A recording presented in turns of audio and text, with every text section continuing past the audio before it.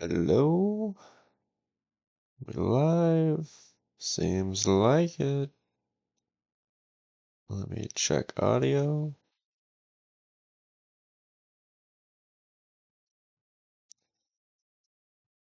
Testing, testing, 1 2 1 2. Make sure it's not too loud.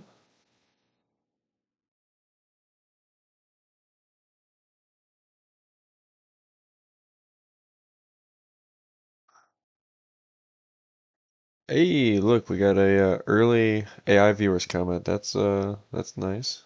Usually don't get those till like hours into the stream, so we got it out the way, hopefully.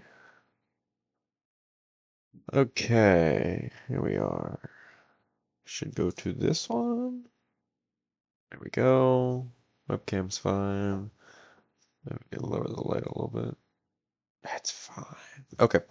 Um, so where were we last time? So this is continuing from a previous stream or continuing the uh what we were doing before. So essentially, just for some context, hi. I'm an English teacher. I have a background in education, bachelor's degree in English, and I have a fair amount to say about how like a classroom I don't want to say should be taught, but there's like some like what am I trying to say?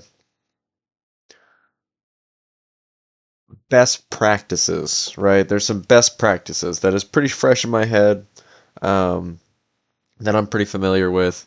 And even if it's not the best practice, I still might have my own like opinions and things that I would want to share. Specifically in this case, what I'm commenting on, what I'm criticizing, what I'm providing feedback is how Ludwig is running his class at Streamer University. Obviously it's a little silly because it's not like a real classroom, but at the end of the day, it is a place of learning where the students are interacting with a teacher who is trying to inform them on different skills or strategies or life lessons. So a lot of the things will still apply. And if you've seen my previous stream or my previous video on this, you see that there is actually a lot to say about how Ludwig is running his classroom, and most of it is actually really good. I've been really impressed with his lesson so far. So we're gonna finish this lesson up, and then depending on time, we'll see where it goes from there. But let's go ahead and get right back into it. Around the same timestamp. Last time we left off, we were working on the homework, and people were sharing their ideas. So let's see where we're at now.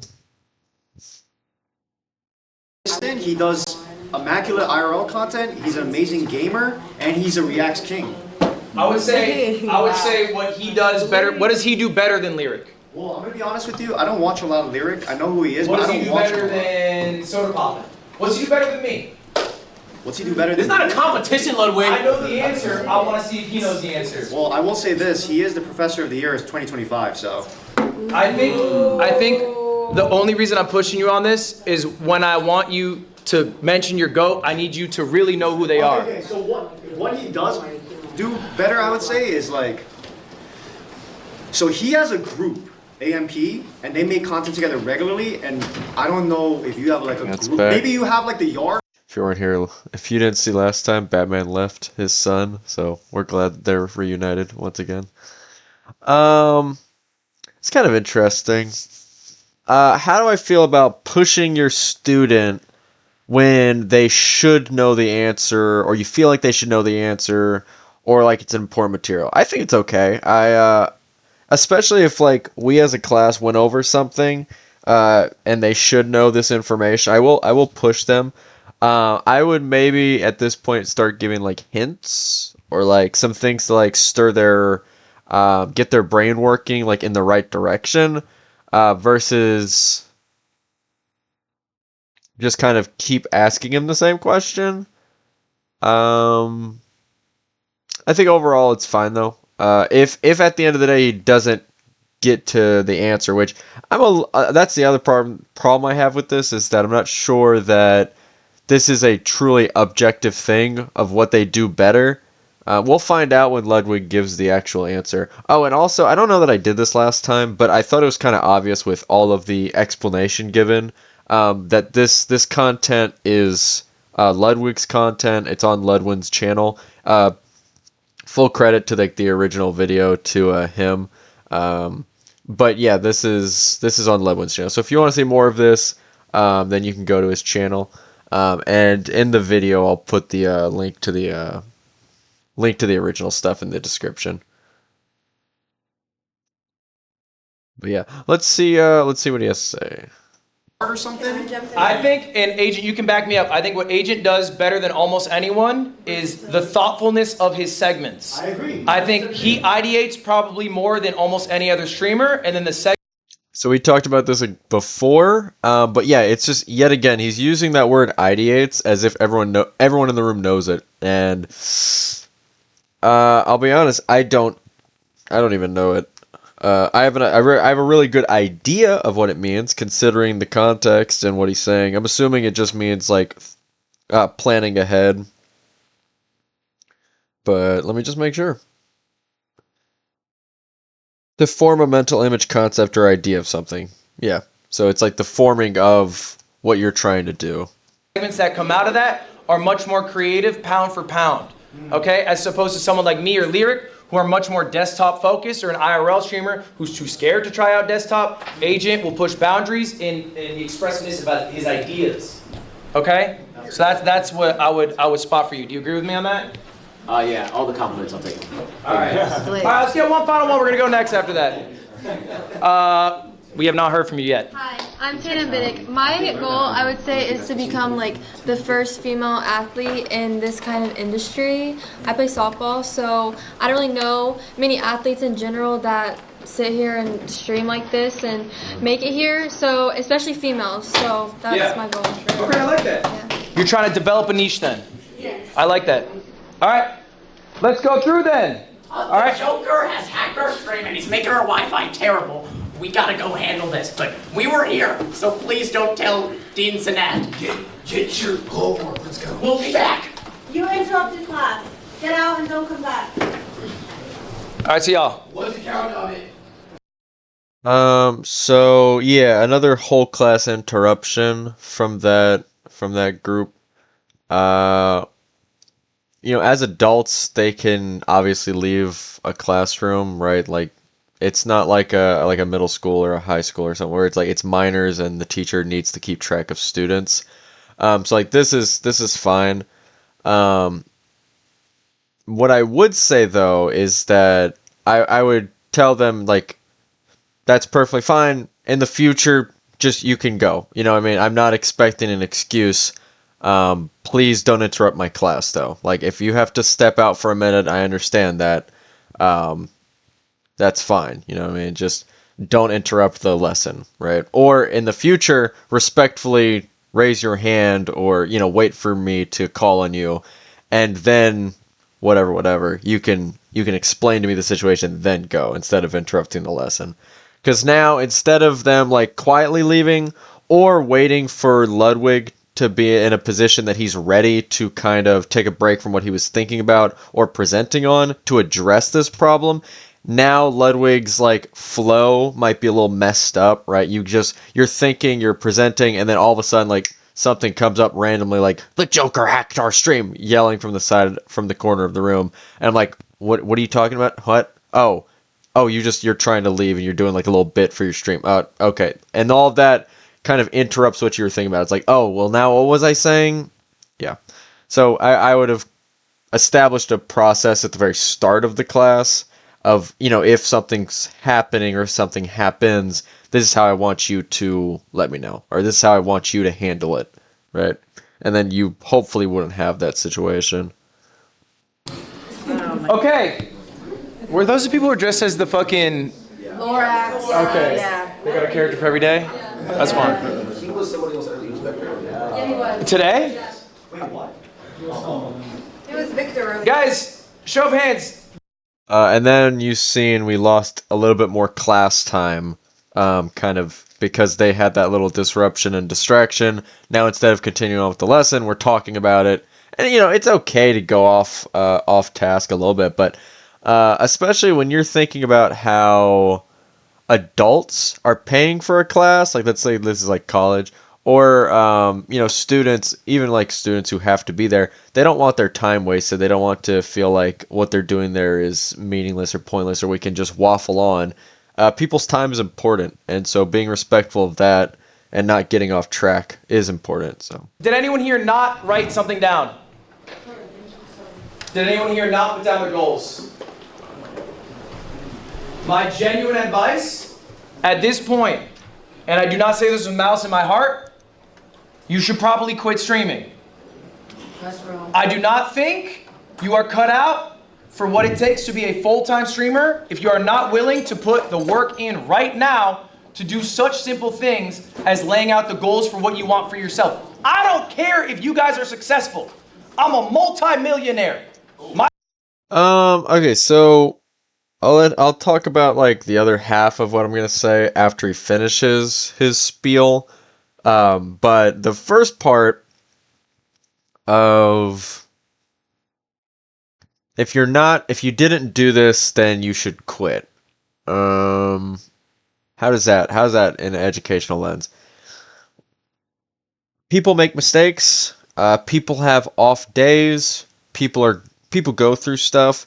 And so to be in a position where you're trying to reach your class, reach your students, and one or two students make a misstep or don't feel up to it to participate in an activity, and then your reaction to them, your conversation to them is that if you can't do this simple thing, then you shouldn't be here, that you should quit. Don't think is correct. There is definitely an urge to do that, to say that sort of stuff. Like me as an English teacher, right? Like I ask students to, write me like a sentence or a paragraph or something. Like people will like refuse to do it, or they just don't, right? And we assume very often that it's like I first said, like they refuse to do it, that they don't want to do it, they're lazy. But there is excuse me. There is a possibility, and it's more and more likely nowadays that people aren't capable of doing what you ask them to do because they haven't, they've been going through the years, missing out on essential criteria and skills to be able to do what you're asking them to do, right? You're holding them to a standard that they cannot meet at their current point. And so to take someone who, is having a rough day, like maybe one of these two people at the back who didn't do it, maybe they're lost. Maybe they're not sure what their goal is going to be, and so they're kind of waiting to think about it and trying to flesh it out in their head, right? And so, but instead of saying that, these things take time and this career is something that's going to push you, so if you're not going to take it seriously, then maybe you should reconsider. Maybe you should look at ways to advance yourself, right? To better yourself and prepare yourself for like the things that it's going to demand of you. Instead, just outright saying that you should quit, that you should stop, that you should not seek to improve, but to just drop it altogether, I don't think is a good way to address that. I don't think it's a positive mindset or a growth mindset, both of which are really important to have as an educator. So yeah, I would say no. I don't think I would go about it like this. Is there anything else to that? Yeah. The other half of what he's saying, just so I don't forget, where I don't care, right? Your success is not impactful of me. I'm already accomplished, and I'm doing this to try to better yourself. But at the end of the day, if you don't use it, if you don't pick up what I'm putting down, then that's up to you. maybe not to the extreme of what he's saying, but yeah, I think that's fine to say. That's fine to do. Like, me as a educator is like, I would love it if you guys, are listening to me and at the end of this school year, you can write an awesome essay, or you can, really work with your punctuation and grammar and stuff like that. That I would love that for you. But at the end of the day, it doesn't matter, right? If you are not willing to take this knowledge and apply it, or you're not willing to listen to these lessons and these opportunities before you, then at the end of the day, that is your choice and it doesn't affect me, right? And this is also kind of what I was talking about with like the stress of educating and disconnecting, right? That for me, that was a helpful strategy of disconnecting, is that I need to understand that my students are people too, and they have their own free will and agency and choices, and if they squander opportunities and lessons, then at the end of the day, that is up to them. I can only control so much, and what they decide to pay attention to is not one of those things. I can make things more engaging and exciting and accessible to them, but they still have to do it. They have to drink the water. I can lead them as close to it as I can, but I can't force them to actually drink the water. So, yeah. My life is awesome. But if you don't care for your own life and your own success, then who can? Who is supposed to? All right? Prove me wrong. I would love to see it in 3 years. If you didn't write this, maybe you're watching online, you didn't write the goals down, even though I told you to do it. I told you to put down who your goats were, what your goals were, think about your schedule. If you didn't do any of that, then you probably won't want to spark stream. You probably won't want to come up with these things and be the streamer that you hope to be in your dreams. What you got for me? Please use the bathroom. Yeah, you can use the bathroom. Thank you. Look, at any moment you guys can leave. I don't care. Do you? So this guy raises his hand, and you see Ludwig, after he gets through his conversation, he calls on that person who raised their hand, and that, let me see. So he calls on the person to raise his hand, and then now that he's done with his thought, he's in a mind state to actually address the problem or whatever it was. The guy, answers his question, or he replies what he has an issue with, or it's like, in this case, it's I have to go to the bathroom. And then Ludwig is like, oh, yeah, of course you can go. And then he clarifies the whole classroom, which he should have already clarified, so that way we didn't have the Batman-Robin situation interrupting class. He should have clarified that if you have to leave, you all are adults, like I said before, you can go, right? You don't have to ask for permission. And then people can just freely leave and go, and then we're fine. Everyone's good to go. He mentioned the writing down like stuff. I didn't. I thought I was so in a mode of like reacting that I didn't think to actually do it myself. So I'll do a schedule after the stream for the goats. My goats of streaming. I love Atrioc. I think Atrioc's a great content creator and streamer.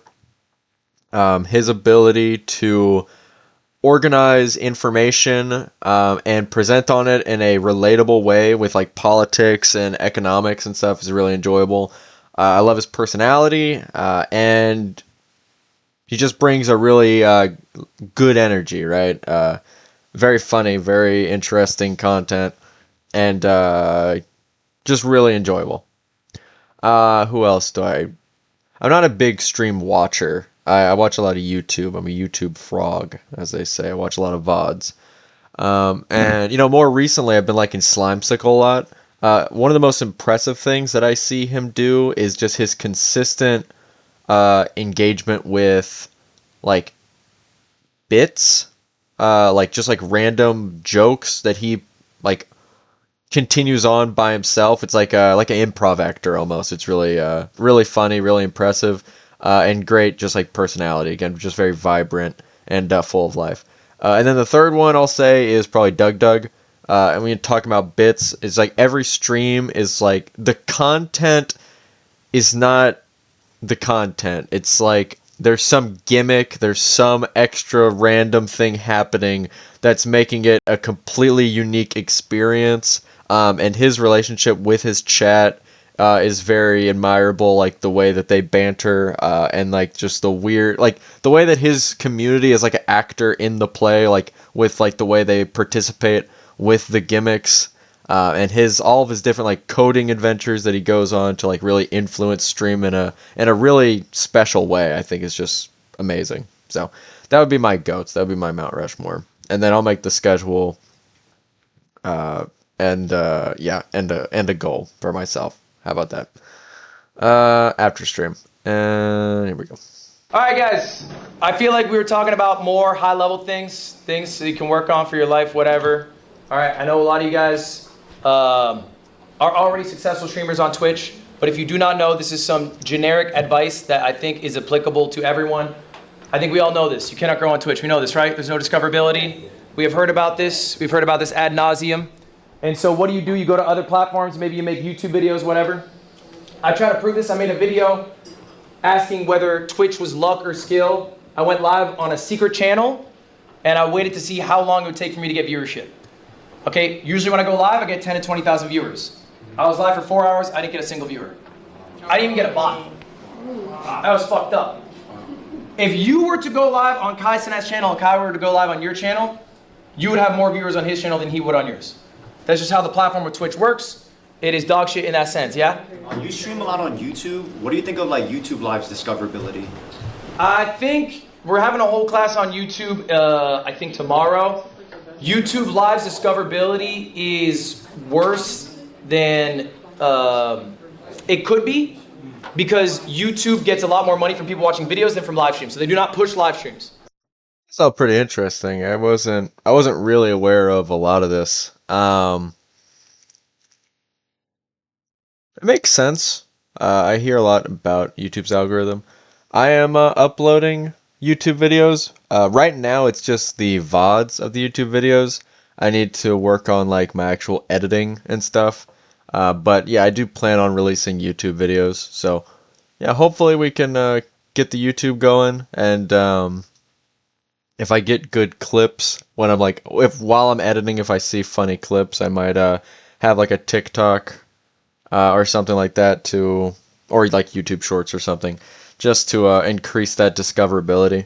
But yeah, this is just really good information. Nothing to say. The way he's delivering it in a way that makes sense. He's answering the question clearly. He seems like he knows the topic very well.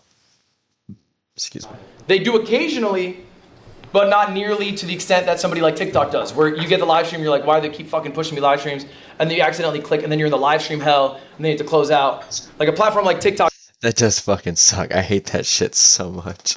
Where it's like you accidentally hit a live stream, and then it's like, you're like, wait, are these live streams? It's a lot better at pushing live streams than YouTube.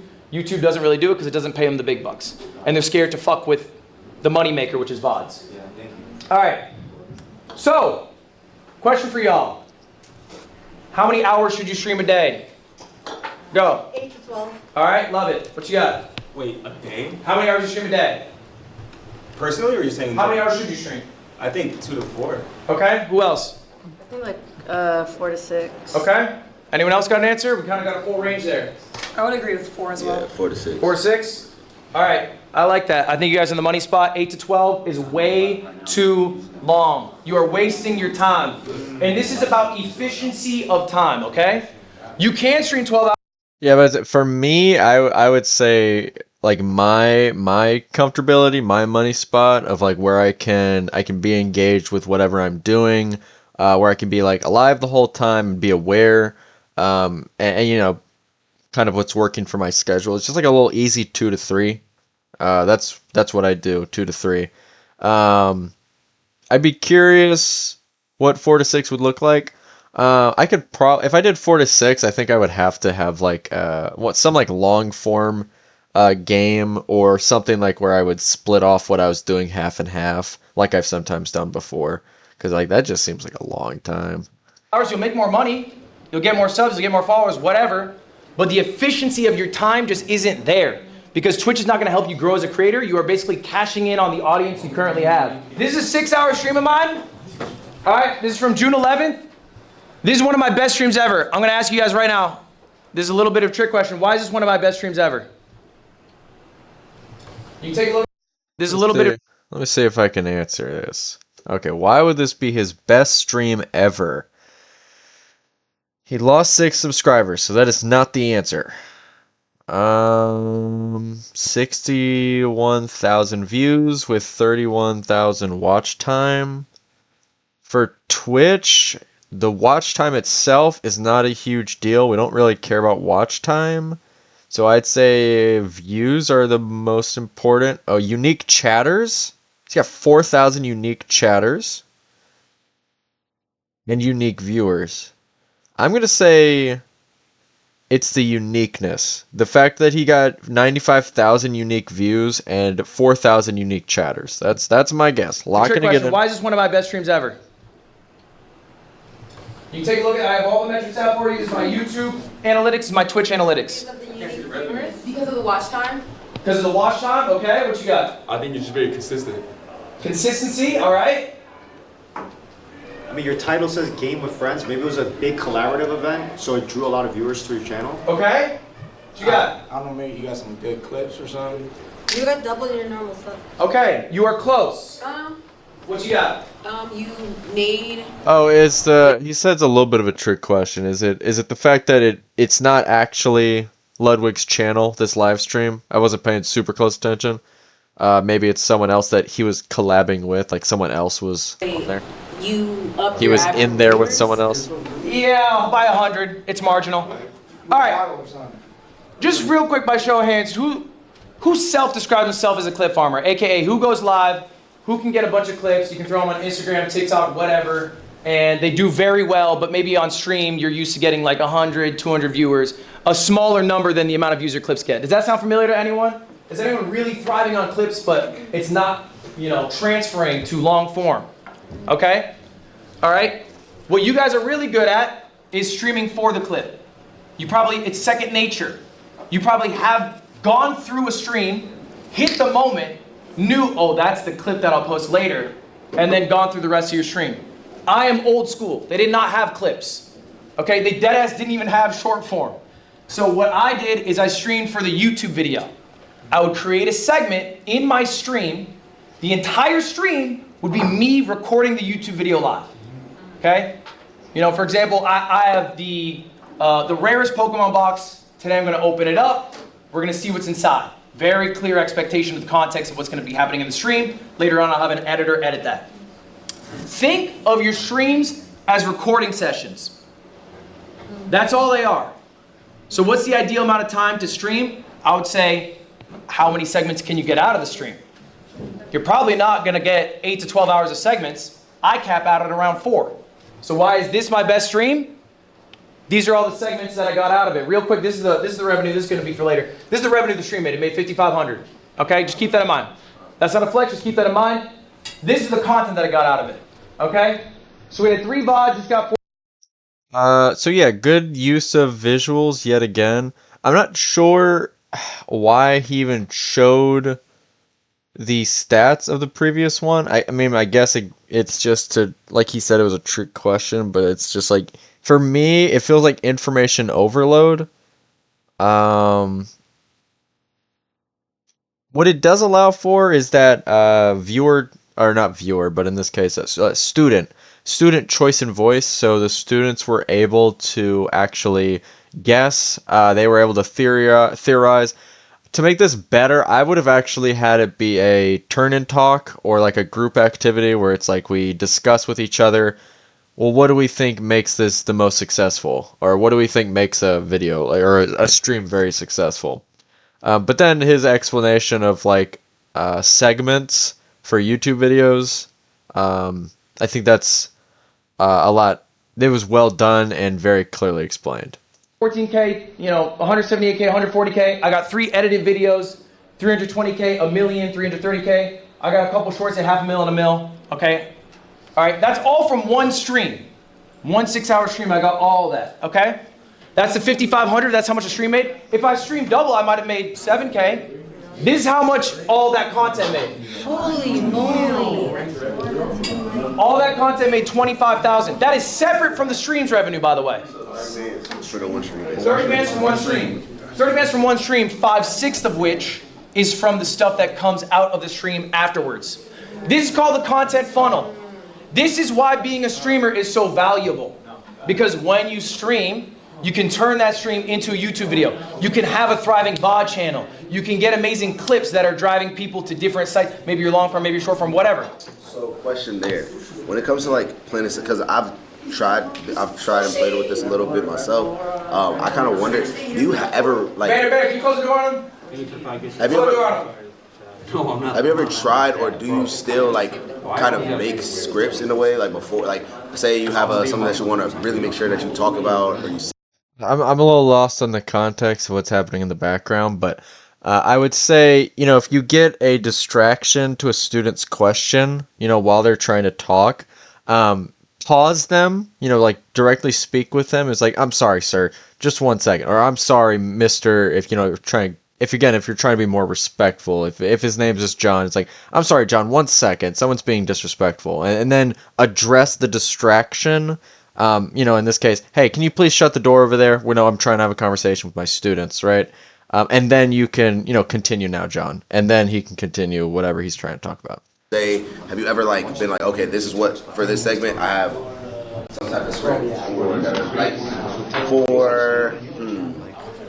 Are you talking about for long form? Yeah, for the long form. Like when you're like, okay, I know I want to make sure that I talk about this in my long form. So I think ultimately the question here is, do you have scripts for your segments? No, I just have rough segments that I know are going to happen. So this stream, I set up a Metro Chameleon lobby that I was going to do with some friends that I knew would hit because I knew the group was really good because Northern Lion was in it and he's electric, okay? I had planned to watch the CoffeeZilla video because the Lego scandal it's like a big drama. It's a hot topic. A lot of people want to hear about it. And CoffeeZilla is like the investigative guy. And I've been doing this challenge called the God Gamer Gauntlet. And that one was a little more freeform, but it's a structured stream that I have set up that people are familiar with. And so I knew I was going to do all three of these concepts going in. Okay, and that was my game plan. I'm not as good of a clip farmer as other people, so I just have an editor and I say, find it. Find the diamonds for me, because I'm not good at it. A lot of you guys are really good at this part. So what do you do if you're good at this part? How do I get better long form? This is all you're working on now. This is all we're focused on now. You know how to get the clip. Why do we have to worry about it? You already know how to do it. So let's improve the other part of our game. I think this is really good, where he is, let me be specific, the fact that he is identifying a weakness in his students, and so he has structured this lesson, or he is tailoring his lesson and targeting a specific skill that they need to focus on to repeat. What I'm concerned about is maybe there's students out there in the classroom who are not so good at the clip farming. But how would he know that, right? In this case, I would have had like a show of hands thing. I would have had them fill out some sort of survey ahead of time. And maybe this is me just not knowing how much research Ludwig did going into this class. He might have already looked ahead at all of their different Twitch streams, their profiles and stuff, to understand more about every single one of his students. But that seems like a little bit of too much research ahead of time. But maybe he does know that all of them are struggling with the edited video. Regardless, if he does know that they're struggling with the edited video, telling them just to focus on it isn't going to be enough. He's going to have to actually put that into practice for them. He's going to have to model how to do that, or give them an exercise where they can practice that skill in an environment where he, the teacher, the professional, the person who knows how to do this really well, can sort of advise, overlook, and supervise that. Okay, I used to be dog shit at recording offline videos, which is weird. I would think, live streaming, I'd be good at it. I made another channel that was only offline recordings just to work on that skill. Now I'm electric at it. I feel great about it. You're good at getting clips? Yeah. So let's get good at this. This is what you're working on now. Long form. So we're thinking about segments on stream. So I guess his advice then is just you make a single channel, or you make something, you do like I did. You make a single channel, and that's all it's doing.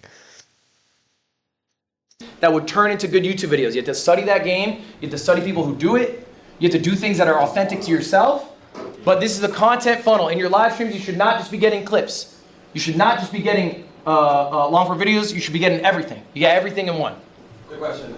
So I know you made 24,000 or 25,000. Yeah, 25K? Yeah. Okay. Yeah, that's me. Okay. And What's the question?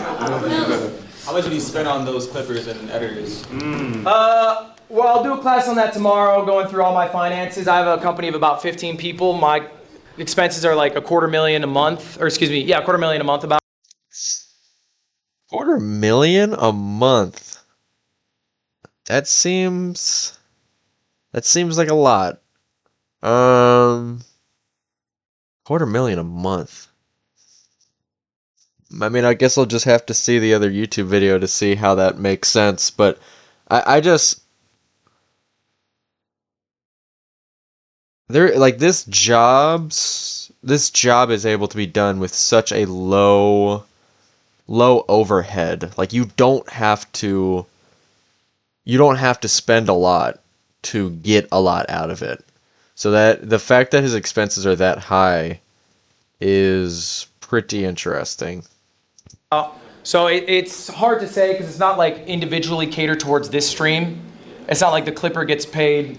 Holy, we got another bot in chat. That's crazy. Yeah, that's actually funny. This is the exact same message they used last time.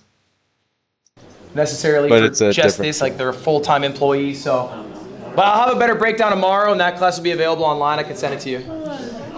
All right, so look, like, would you agree that when you stream versus make a YouTube video, there's like a different like flair or like a flavor to it? So do you have any tips for like when you use your stream to make a video, like how to edit that well to do well on YouTube?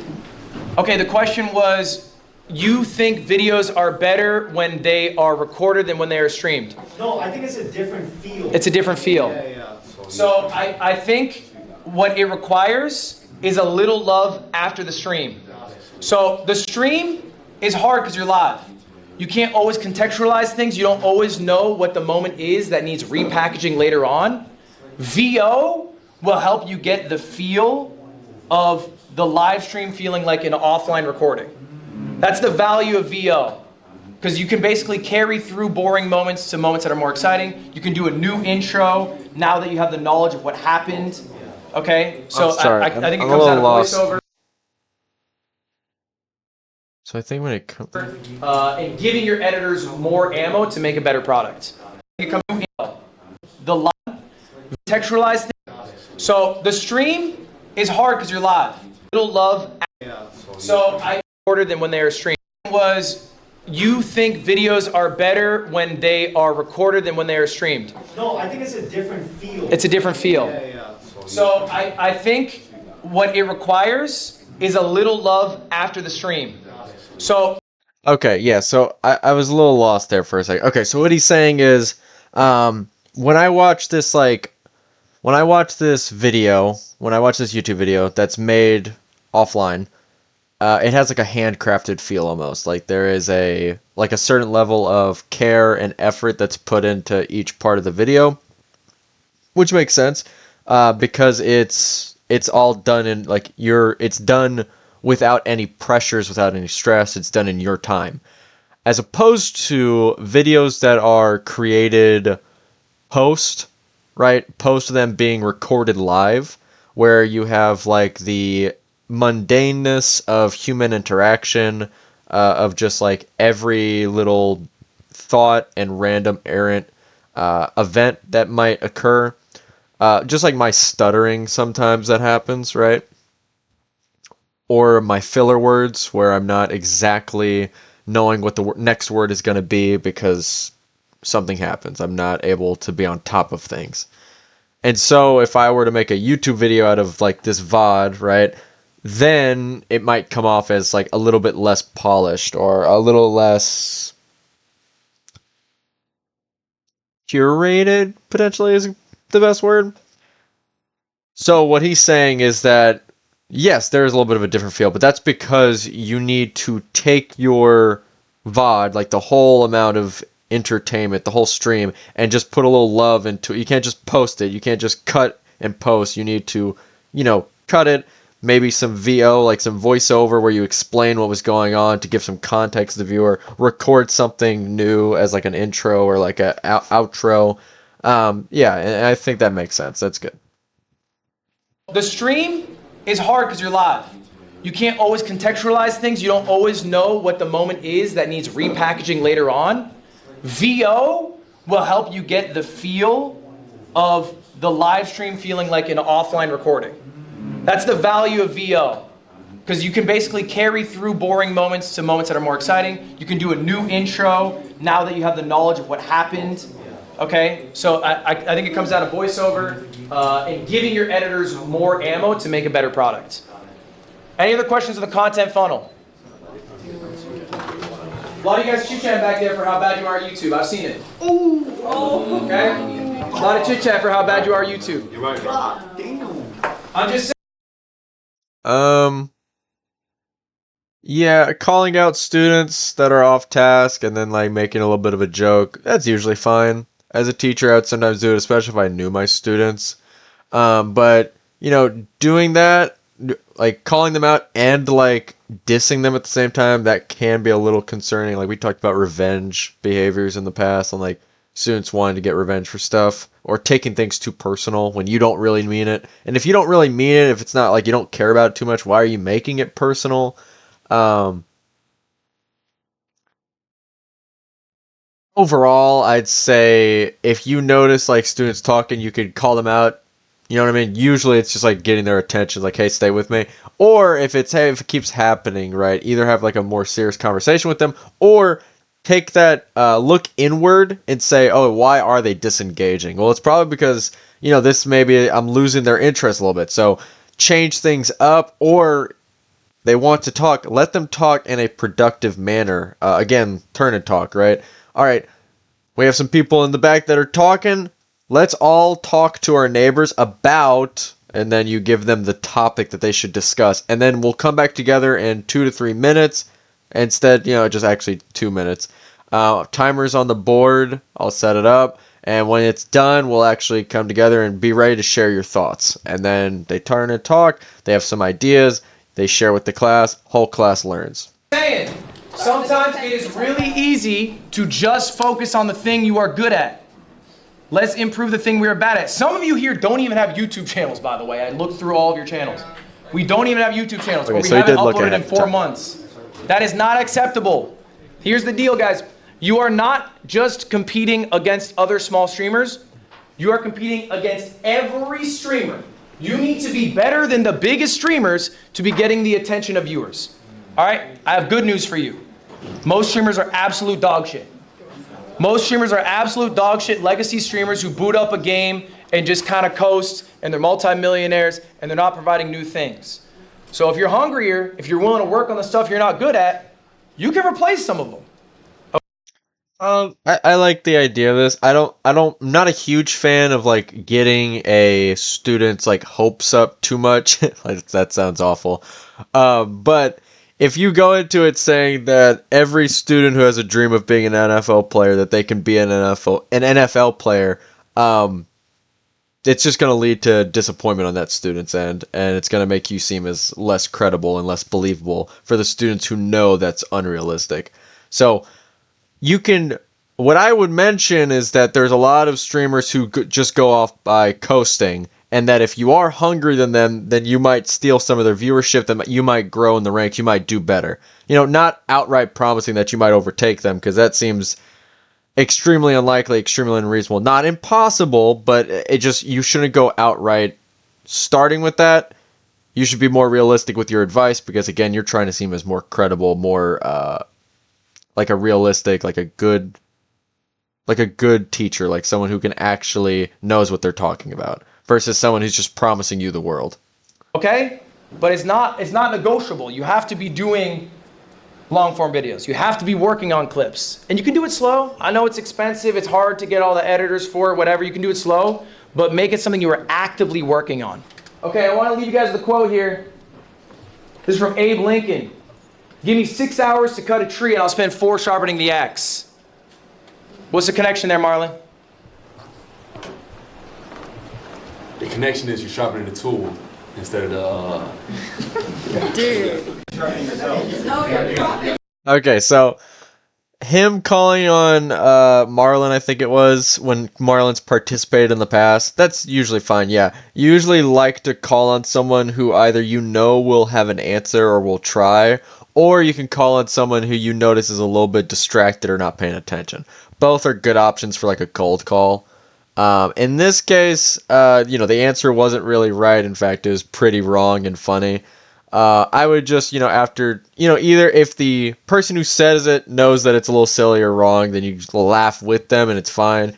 If they might be a little insecure or embarrassed about it, or even if they're not, you'd be like, hey, listen, he participated. He did a good job. He didn't know the answer, but he still gave me an answer, and that's great. I love that. So, give some snaps, give some claps for them for participating. And then that further incentivizes that behavior that you want to encourage, that this whole presentation is a participation, it's an engagement, it is a interactive lesson, and I want you to interact. You're building the skill. The connection here is we're spending 4 hours figuring out what we're going to do on the stream, so then our stream can be the most successful stream it can be, right? We don't spend 6 hours just going live because you had 6 hours available.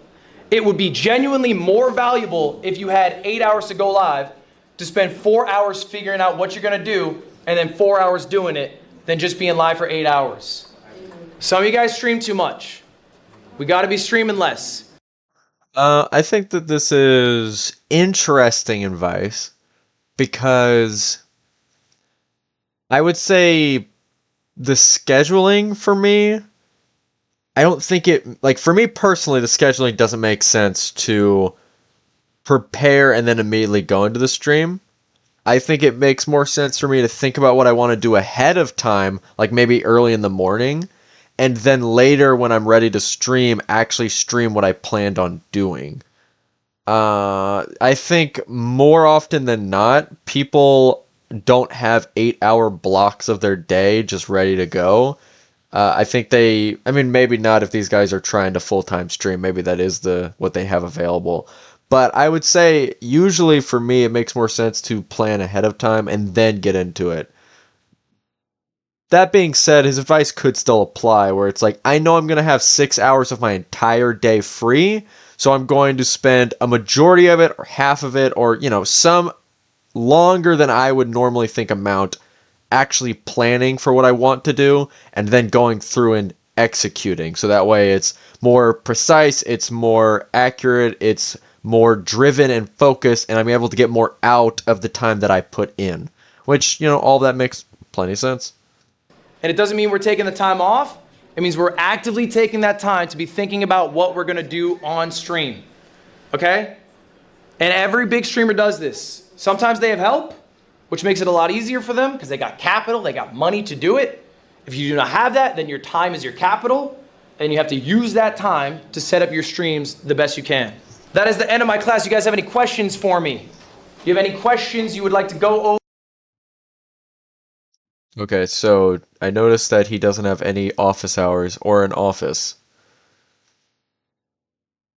They do have Christian, the TA, which is nice. But yeah, you need to, your students need to know when they can actually reach you and where they can reach you. Like as a middle school teacher or a high school teacher, like that's usually your classroom during your lunch if you're willing to do that, or your planning periods. But yeah, I think it's good information to give students if you want them to be able to communicate with you. It can be about anything streamer related. While you have me, we have another 5 minutes here before you got to get out. Should every stream be turned into a YouTube video? Should every stream? No. Maybe the stream you thought was going to be good and it turned out dog shit. You shouldn't make a dog shit YouTube video. Or maybe you had to do some commitment for a sponsor. You don't want to make that a video. I'm doing a Twitch Rivals event. God knows I'm not making that into a YouTube video. I'm playing Valorant for 7 hours. And the light of day will never see that, but I will still do it. It just won't be a YouTube video. Agent, what you got? What's the split on how you spend your time on a day-to-day? I can go back to my schedule, but this is pretty... So, what I will say with this, where we have 5 minutes at the end of class, if he wants that to be like time for questions, that's awesome. What I would say is it might be better if at the very start of class we told our students that, hey, I've scheduled 45 minutes or something, or I scheduled this lesson. If we finish early, then I can answer, any unrelated questions or any personal questions you have for me. So if you have questions throughout the day, please write them down. And then at the end of class, you can share your questions, and we can get to it, right? That would have been a little bit more efficient. So that way this is more productive at the end of class. You never want to be ending class early. If you do end class early, then you need to have some accountability for it. You need to have some time filler. You need to have some way to fill in what we're missing out on, because 5 minutes isn't a lot, but 5 minutes with students who expected a full class or are itching to leave the class, it can be very it can lead to a lot of disruptions and behaviors that you don't want to have to deal with. So always try to maximize your time. Now, these are adults, these are the people that want to be here, but in this case, it's not that they're itching to get out, it's that they're expecting a full lesson and you didn't really provide that. So you can lead to a little bit of a disappointment if that's the case. Be honest. This is pretty honest to what I do almost every day, Monday through Friday. I mean, weekends are more variable because I got events or whatever, I'm going out, but... How about on days you're not streaming? On days I'm not streaming? I don't know, I'm just fucking big chilling. I think I'm streaming probably 6 days a week, maybe like 2 to 4 hours, really. Like, I'm not doing long streams, okay? I stream, maybe 3 to 5 is more accurate, but like, I think I've streamed 90 hours in the last month. So I'm just trying to see where this another 90 hours goes, thinking about what I because we was going to do, said but this 90 day in hours the total. class. Yeah, what's up? So you have set out days, or you I'll just probably you go with the whatever 6 days that week not allow me to. They're not through the necessarily rest of like this. concrete like that, because I think as a streamer you probably notice you have to be malleable. Maybe you're called to an event here, there. So it's more so about like, okay, I know I got to take a day off or whatever, as opposed to Wednesdays I'm off. What you got? Another question? Okay, so I've been stuck for a long time in the night shift. So my viewers peak between 2 to 6 a.m. Eastern time. And I've tried to transition to earlier times, but my viewers just don't transition well because most of them are overseas. What's the best way to transition? Just do it. Stick to it. Just do it. Stick to it. You're not going to get those viewers to switch their schedules, most likely. You're just going to have to get new viewers in that new time zone. But if that's the time zone you want to be in it, be in it. I remember, bro, all that shit. When I was starting out streaming, people were like, oh, you cannot stream in the 4 p.m. time slot because all the big streamers are there. That's bullshit. Just pick whatever's best for you, okay? Believe in yourself. Make it catered around what you are trying to do to thrive. You do not have to cater around other people in that sense. I just don't personally believe in that. Yeah, I think this is fair, especially like in a educator's lens, where it's like, oh, well, I don't know that I can teach like this or like that. Like, and everything I'm saying today, it's like, what I'm saying is the quote unquote best practice, where it's like, using this data and using all of the things that we've seen, this is the way to be the most effective teacher in this classroom. But that's a generic classroom with generic students, with generic teachers. Now, obviously, again, it's best practice. This is data curated from hundreds of thousands of different classrooms and teachers and stuff. But really, what it's going to come down to is how you as a teacher or how you as a person is going to interact with those best practices. How do you implement those best practices in a way that makes the most sense for you and your students, right? And so, yeah, what he's saying is like, at the end of the day, you need to do what works best for you. Otherwise, you're going to burn yourself out. You know what I mean? You're not going to be happy. You're not going to be able to be successful. So, yeah. I think it's fine to just have confidence that you will succeed in this new time slot. And I think time will show that whatever losses you had were small enough, and you can recoup them with your effort and energy. Yeah, so what's the metric to get into streamer games? Like, What's the metric to get into streamer games? Yeah, This university, and they have a crazy amount of viewers. I'm just skipping through to see if there's anything else that you will I have can come really to speak streamer on. you, and you will have nothing to show for it in a year. I mean, it's just true. A lot of people are here going to be this red line. So I want to take people who would be maybe a little green line like this have them at streamer games, and maybe they can go way bigger. You know, I want to give opportunity to people who will take advantage of it.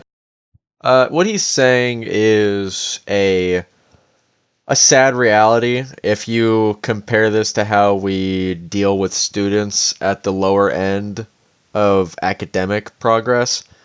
You know, you hear bubble kids a lot, where it's like, we don't really care about the passers, they're going to pass. We don't really care about the failers, they're going to fail. All we care about is this middle group of students who have actual opportunity to pass our standards, pass our tests. So it's like, these are the students that you are told to really care about. These are the students that you're told will actually be the decider on if you're successful or not, because these are the students that, depending on XYZ factors, will either pass or fail, right? They're not smart enough to like pass the SOL without you, or like with little intervention, and they're not stupid enough to fail regardless of what you do, right? They're not so behind, is a better way of saying it. They're not so behind that it's not going to matter what happens this year. I don't want to give opportunity to someone who in a year won't even stream. That's ultimately it. All right. I stream 100 hours a month, and my chat calls me a part-time streamer. You stream 100 hours a month, your chat calls you a part-time streamer. Yeah, and they won't stop. What are you using the other time for? Is it for stream? If you're being honest. A lot of the time that I spend off stream is like either planning stuff off stream. I would say, I think chat's just being chat, and you just gotta ride with them. Hi. My question is, used to like editing and like taking time, being intentional about that, and then going into like streaming and then feeling like you don't have like that editing and like that, I don't know, like, what's the word? The control over products? It's just because you're not confident doing it. If you did it 1,000 times, how many times have you streamed? Probably like a few times, like not that many times. That's it. What do you remember when you first edited? Were you dog shit? Yes.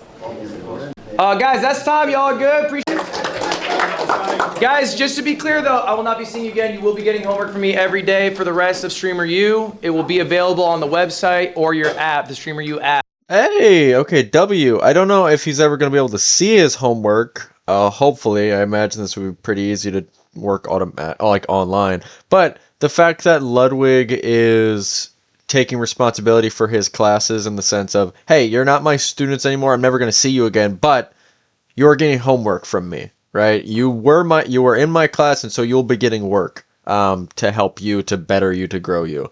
Yeah. Whatever you do, consistency is important, and so if Ludwig says that you have homework in his class, having homework every day of the week, you know, despite not going to his physical class that day, I think it helps with that consistency. I just want to say that, you know, I felt like your class was my favorite. I'm not trying to glaze, but I was actually coming here with the intention of troll, and I'm really glad I didn't, because I learned a lot. I'm glad you didn't troll too.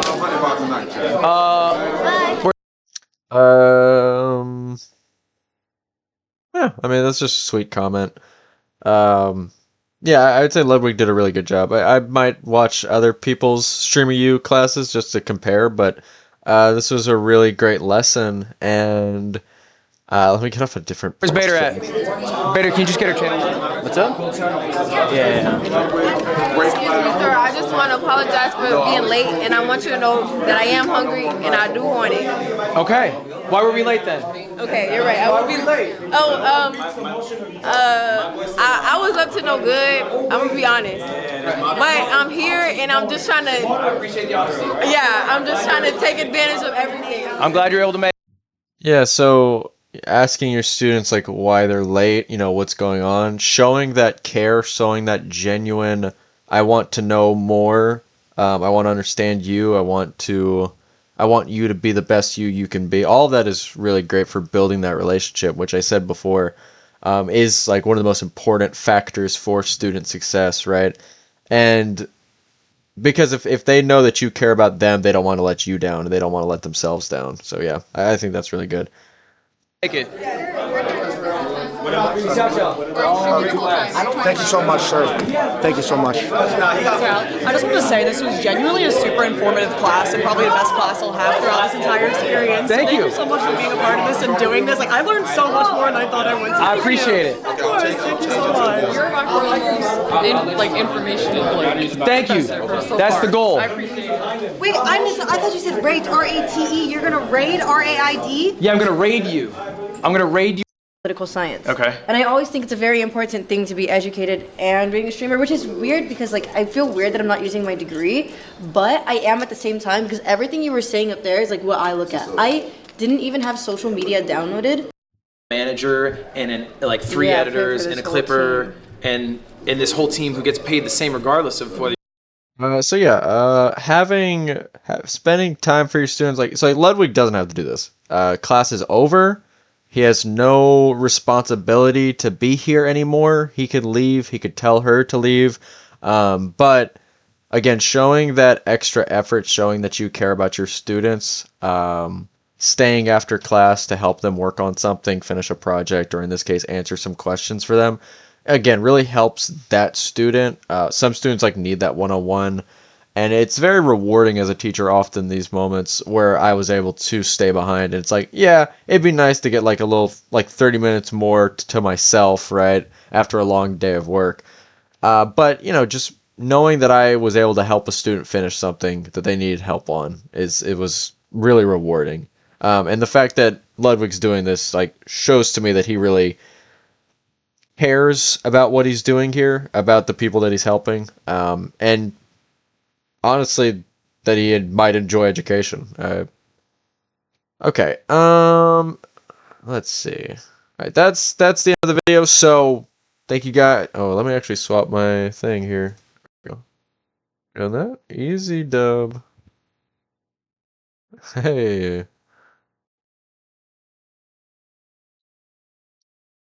Oh, wait, why is my webcam's... Also, this isn't the reading. The world?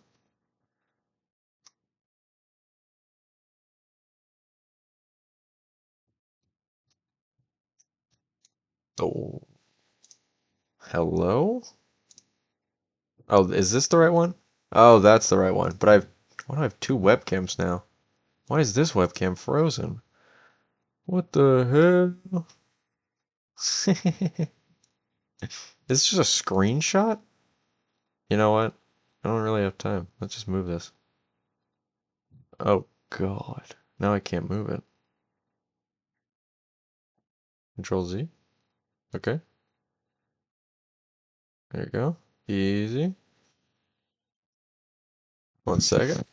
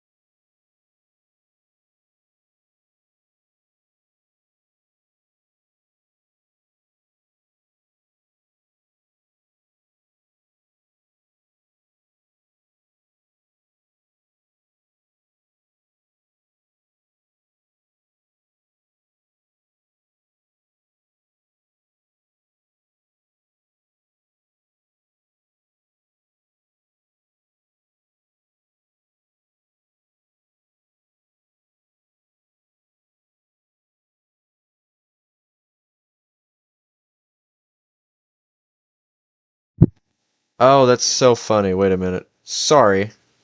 I did not record any of that because my mic was muted. That's hilarious. All right, sorry. What was I trying to say? That was my feedback for Ludwig's first class on Stream University. If you guys enjoyed that, if you want to see more of that, just let me know in the comments or, uh, by showing me that you care through watching it or liking it. And if you want to see more, we can maybe go into either Ludwig's other classes. I know he has several, or even other streamers. Right now, though, I'm going to transition into reading House of Leaves, and just give me a second while I actually change the stream title and everything for that.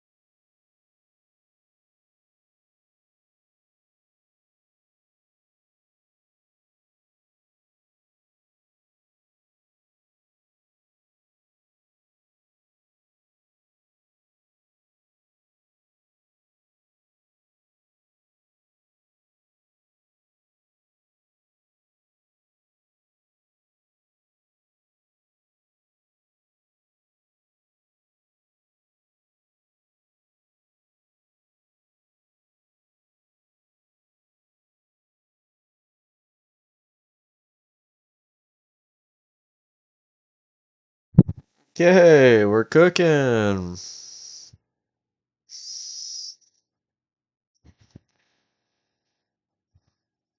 So hard to tell, we lost a viewer, so I'm assuming they weren't both bots, but is the one that's still here you a bot? You should put something in the chat.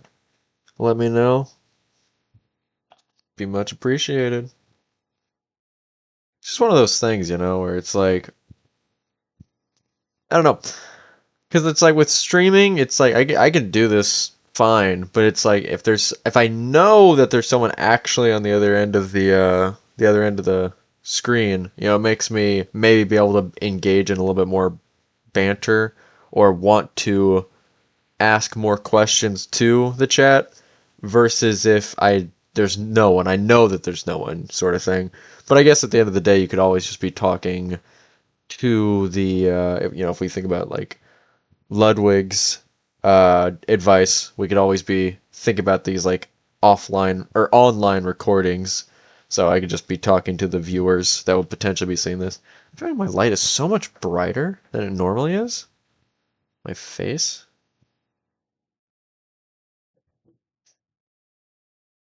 Ooh, wait. Cooking. That's much better. Okay. Let's see how long this chapter is before I go crazy. Speaking of going crazy, what we're reading is House of Leaves, in case you weren't aware. And The House of Leaves is a book by Daniel... Sorry, that's totally wrong. Mark Z. Danieliski. That's where the Daniel came in. We're on chapter 4 of... I'm not sure how many, but I'm only on page 24, so that seems like very few compared to the rest of the book. In this book, if you haven't been keeping up, I've been recording my readings, and they're on the YouTube channel. If you want to see more, there should be a playlist that I'll be making, or that has already been made. So make sure to look back at them so you know what's going on in the story. A brief recap, in case you forgot, is we are reading the book that Zampano, an old man who's dead, has written about a documentary. In this book, there is footnotes These footnotes are written by the original author, as well as our narrator, who is a character named Johnny Truant. And Johnny sometimes goes on pages on end talking through the footnotes of this book. So Johnny has collected the book and he has edited it to an extent. On top of the footnotes, there are editors who have compiled the entire thing. So 3 people doing the footnotes: Zampano, Johnny Truant, and the editors themselves. So those are the 3 people that are talking in the footnotes. There's a creature that's been foreshadowed, and in the last chapter we were talking at length about the possibility of why different people are doing these things. Like, is it fate? What defines why we do what we do? That sort of thing. Because we were asking, why is Navidson the one who made this documentary out of all the people that could have? And then we were kind of me asking you as the audience, or the book asking us as the audience, why is Johnny the one who found this book and is collecting these things? Why is Zampano the one to write about the documentary? And yeah, led to some interesting discussions that if you want to hear more about, again, go see the video linked in the description. Okay, here we are. Chapter 4. Faith, sir. As to that matter, I don't believe one half of it myself. This is Diedrich Knickerbocker. That sounds like a character name. It sounds familiar too, which is why I'm looking it up. Normally, I'm not super concerned about the source of quotes, but this on its own is not giving me a lot to work with. Knicker. I just realized how that's a dangerous name, you know. He is a fictional character from Washington Irving, and he was like the narrator. Okay. Kind of interesting that we have a pseudonym fictional narrator that is being quoted, considering this book meta-wise. When I say meta, I talk about like the actual like author of the book, like Mark Z. Danielewski, like that's the meta author, like the one who wrote the actual book House of Leaves, not the person who wrote the book in the story itself, because I know it can get confusing. So, on a meta level, the fact that this is the person they choose to quote is interesting, considering Zampano is the fake author of the book that we're reading, when in reality, like, the real author is Mark Z. Danielewski. Okay, so Faith, sir, as to the matter, I don't believe one half of it myself. So, considering we just had a chapter that was talking about sort of fate and, like, the sort of destiny level of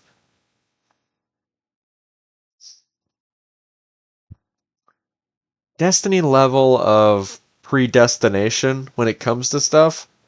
It's kind of interesting. We have now a quote that's talking about not believing in faith or fate. I guess it doesn't say fate, but it does say faith. And it's like, I think fate and like a divine destiny or prophecy, I think those are intertwined fairly. If you disagree, you know, please feel free to share in the comments. Okay, in early of 1990, the Navidsons flew to Seattle for a wedding. When they returned, something in the house had changed. Though they had only been away for 4 days, the change was enormous. It was not, however, obvious, like for instance a fire, a robbery, or an act of vandalism. Quite the contrary. The horror was atypical. No one could deny there had been an intrusion, but it was so odd, no one knew how to respond. On video, we see Navidson acting almost amused, while Karen simply draws both hands to her face as if she were about to pray. Their children Chad and Daisy just run through it, playing, giggling, completely oblivious to the deeper implications. What took place amounts to a strange spatial manipulation. Sorry, spatial violation, which has already been described in a number of ways. Namely surprising, unsettling, disturbing, but most of all, uncanny. In German, the word for uncanny is unheimlich. Brother, I called this shit.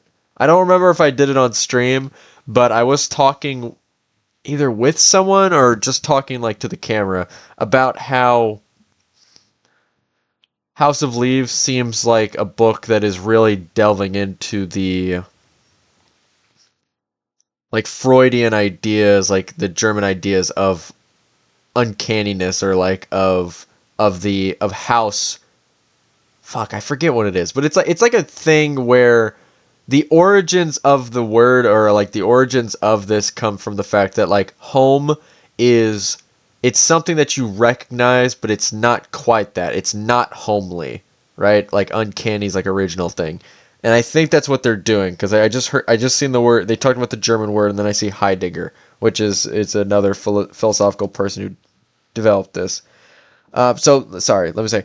In German, the word for uncanny is unheimlich, which Heidegger in his book Sein and Zeit thought worthy of some consideration.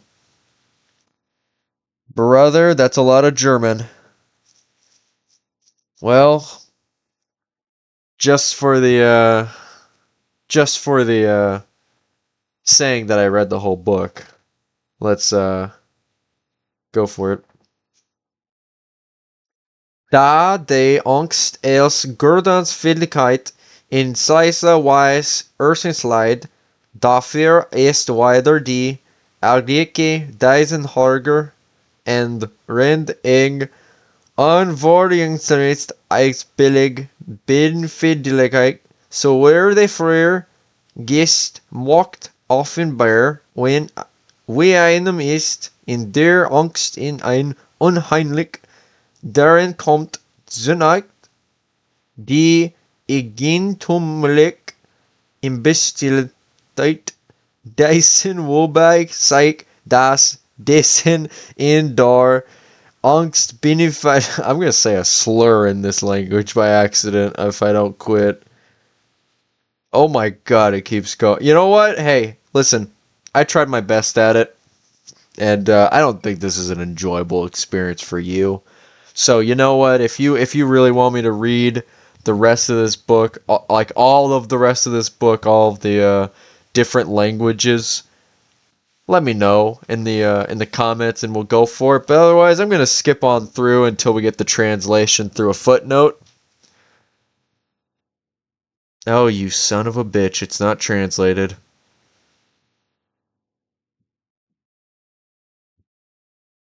Wait. There's a footnote to the footnote. And here's the English. Okay, Johnny came in clutch. My boy Johnny. And here's the English. Thanks to Johnny Maguire and Edward Robertson's translation of Heidegger's Being and Time, Harper and Row, 1962, page 233, a real bitch to find. In anxiety, one feels uncanny. Here, the peculiar indefiniteness of which Dyson finds himself along inside anxiety comes proximally to expression. The nothing and nowhere. But here, uncanniness also means not being at home. Das nicht zu Hause sein. And our first indication of the phenomenal character of Dawson's basic state and our clarification of the existential meaning of being in, as distinguished from the categorical signification of insideness. Being in was defined as residing alongside, being familiar with. This character of being in was then brought to view more concretely through the everyday self-assurance. Through the everyday publicness of the they, which brings tranquilized self-assurance, being at home, with all its obviousness, into the average everydayness of Dasein. On the other hand, as Dasein falls, anxiety brings it back from its absorption in the world. Everyday familiarity collapses. Dasein has been individualized, but individualized as being in the world, being in enters into the existential mode of not at home. nothing else is meant by our talk about uncanniness.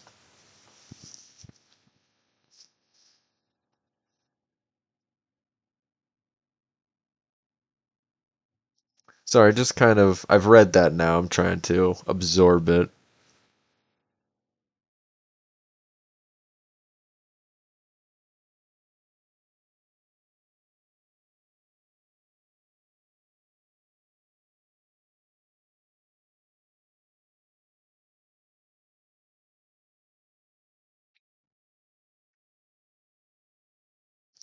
Yeah, so just to kind of clarify, summarize that for our viewers at home. What they're kind of saying is that uncanny is specifically the feeling of not being, not feeling, sorry. Uncanniness is that feeling when you know something is familiar, yet it's out of place. It's there for a sort of uneasy familiarity, right? It's something where you recognize what it's trying to do, what it's trying to be, and yet it's definitely not, and you can tell that. That is the uncanniness, right? You see this a lot with like AI videos where it's like trying to like capture like human expression and human face. Where it's like, oh, that's a you're trying to be a person, and that's creepy. That's uncanny, right? Where it's like it's very obvious that like that is trying to be a person, but it's not convincing, right? It's this uncanniness that we feel. So moving on.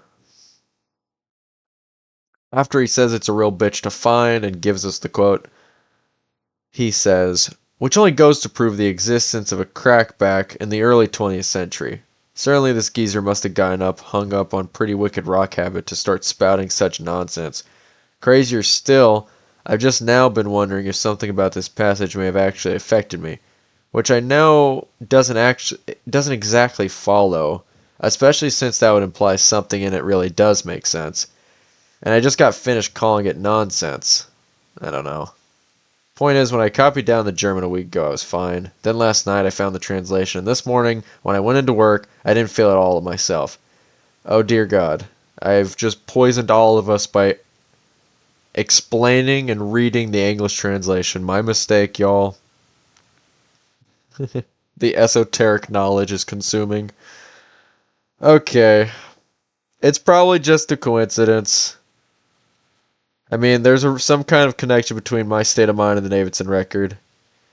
I mean, I also this feeling of like reading philosophy and then just not feeling well. It's just 1 second.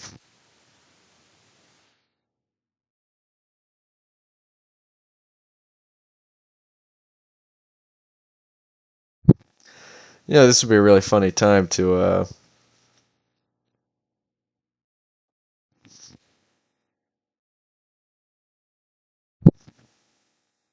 guys, I swear I'm not getting haunted by the ghost of Heidinger. Philosophy is not out to get us. You know, I was gonna comment on how, trying to understand philosophy leaves everyone sick, and it's better left to the philosophers because it's such a headache. But you know what? I'm not gonna say that because I don't want whatever is making those noises to come and get me because philosophy is great. No worries about that. Here we go.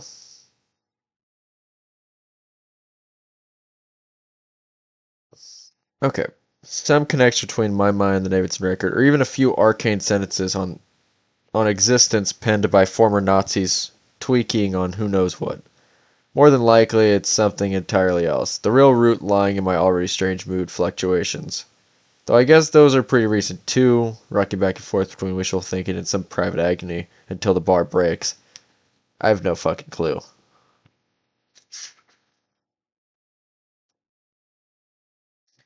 Das nicht zu Hause sein. Not being at home.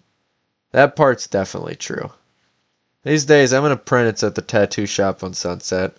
I answer phones, schedule consultations, and clean up. Any idiot who could handle it. Oh, sorry. Any idiot could handle it. In fact, the job's reserved for idiots. This afternoon, though, how do I explain it? Something's really off.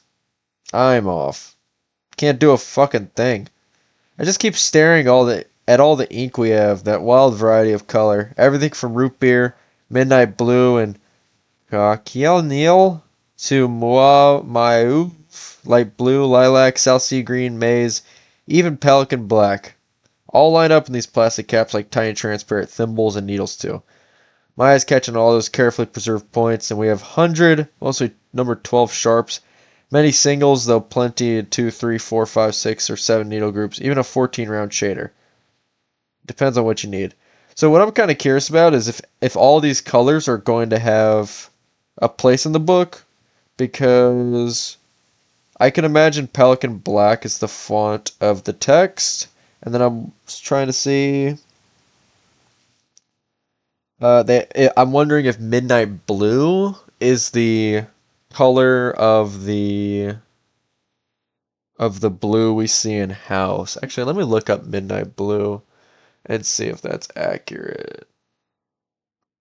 And then if I can figure out a way to show y'all, I will too.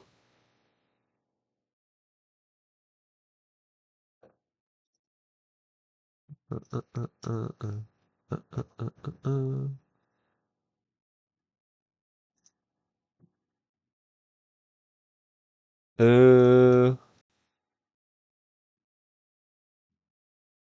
don't know. Let me pull it up.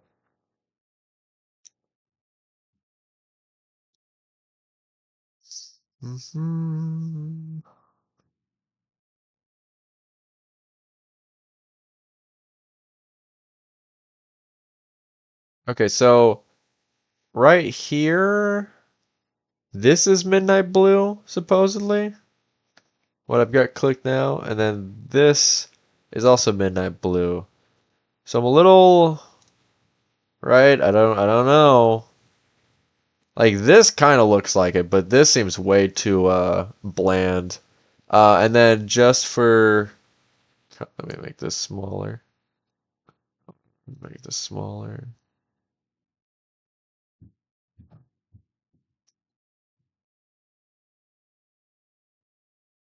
So, can't edit it.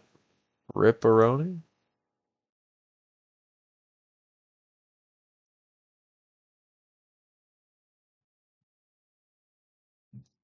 Oh no, get out of here. Okay, yeah, you see these two colors. And then I'll trash this. And then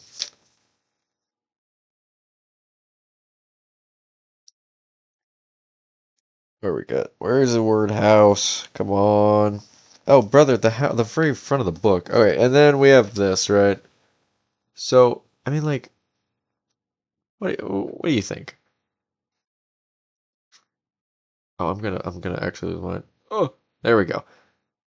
I don't know. I could kind of see it. I'll just pay more attention to the colors. I don't know that it's a coincidence though that this house looks pretty good. It looks kind of close to midnight blue. I mean, I don't know. You say a generic shade of blue and then you've had house be blue this whole time. Makes you think. Okay. Let's get focused again though. Okay, where are we at? So they've got all these colors and options. It depends on what you need. I don't know what I need, but for no apparent reason, I'm going terribly south. Nothing has happened, absolutely nothing, but I'm still having problems breathing. The air in the shop is admittedly thick with the steady smell of sweat, isopropyl alcohol, benzol, all that solution for the ultrasonic cleaner, even solder and flux, but that's not it either. Of course, no one notices. My boss, a retainee of his friends, some new inductee who just put down 150 for a house. Keeps up the chatter. Pretty loud chatter too, though never quite enough to drown out the most important sound of all. The single, insistent buzz of an original J tattoo machine. Logging yet another 100 stabs a minute in the dimple of some chunky ass. I get a glass of water, walk out into the hallway. That's a mistake. Should have stayed near people. Comfort of company and all that. Instead, I'm alone, running through a quick mental checklist. Food poisoning? Well, the stomach's fine. Withdrawals? Haven't been on a GAC or ecstasy diet for several months. And while I don't smoke any pot this morning, my usual ritual, I know THC doesn't create any lasting physical dependencies. Then out of the B fucking Lou, everything gets substantially darker. Not pitch black, mind you. Not even power failure black. More like a cloud passing over the sun. Make that a storm. Though there is no storm, no clouds, it's a bright day. And anyway, I'm inside. I wish that had been all. Just a slight decrease in illumination and a little breathing difficulty. Could still blame that on a blown fuse or some aberrant drug-related flashback. But then my nostrils flare with the scent of something bitter and foul. Something inhuman. Reeking with so much rot and years, telling me in the language of nausea that I'm not alone. Something's behind me. Of course I can't deny it. No, sorry. Of course I deny it. It's impossible to deny. I want to puke. To get a better idea, try this. Focus on these words. And whatever you do, don't let your eyes wander past the perimeter of this page. Now imagine just beyond your peripheral vision, maybe behind you, maybe to the side of you. For those at home, what I want you to do is just look at the screen. And don't let your eyes evade your surroundings.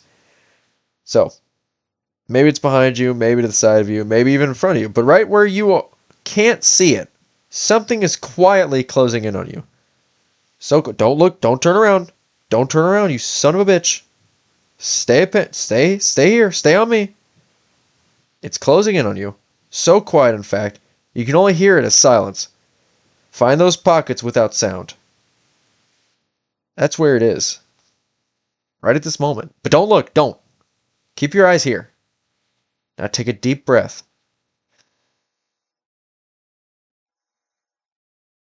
Go ahead, take an even deeper one.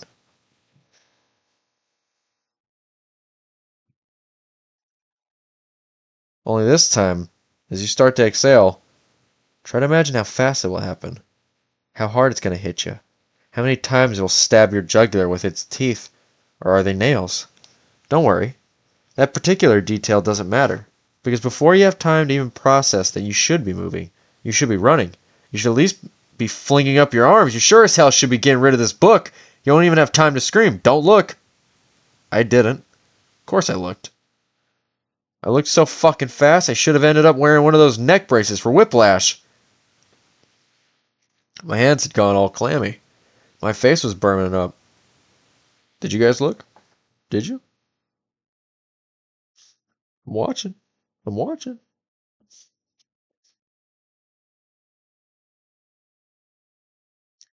Who knows how much adrenaline had been dumped into my system. Before I turned, it felt exactly as if, in fact, I had turned and, at that instant, caught sight of some tremendous beast, crouched off in the shadows. Muscles a twitch from firing its great mass forward. Ragged claws slowly extending, digging into its linoleum. Even as its eyes are dilating beyond the point of reason, completely obliterating the iris, and by that widening fire the glowing furnace of witness, a camera lucida with its silhouette, like some silly hand shadow twitching about upside down. Is that right, or am I getting confused?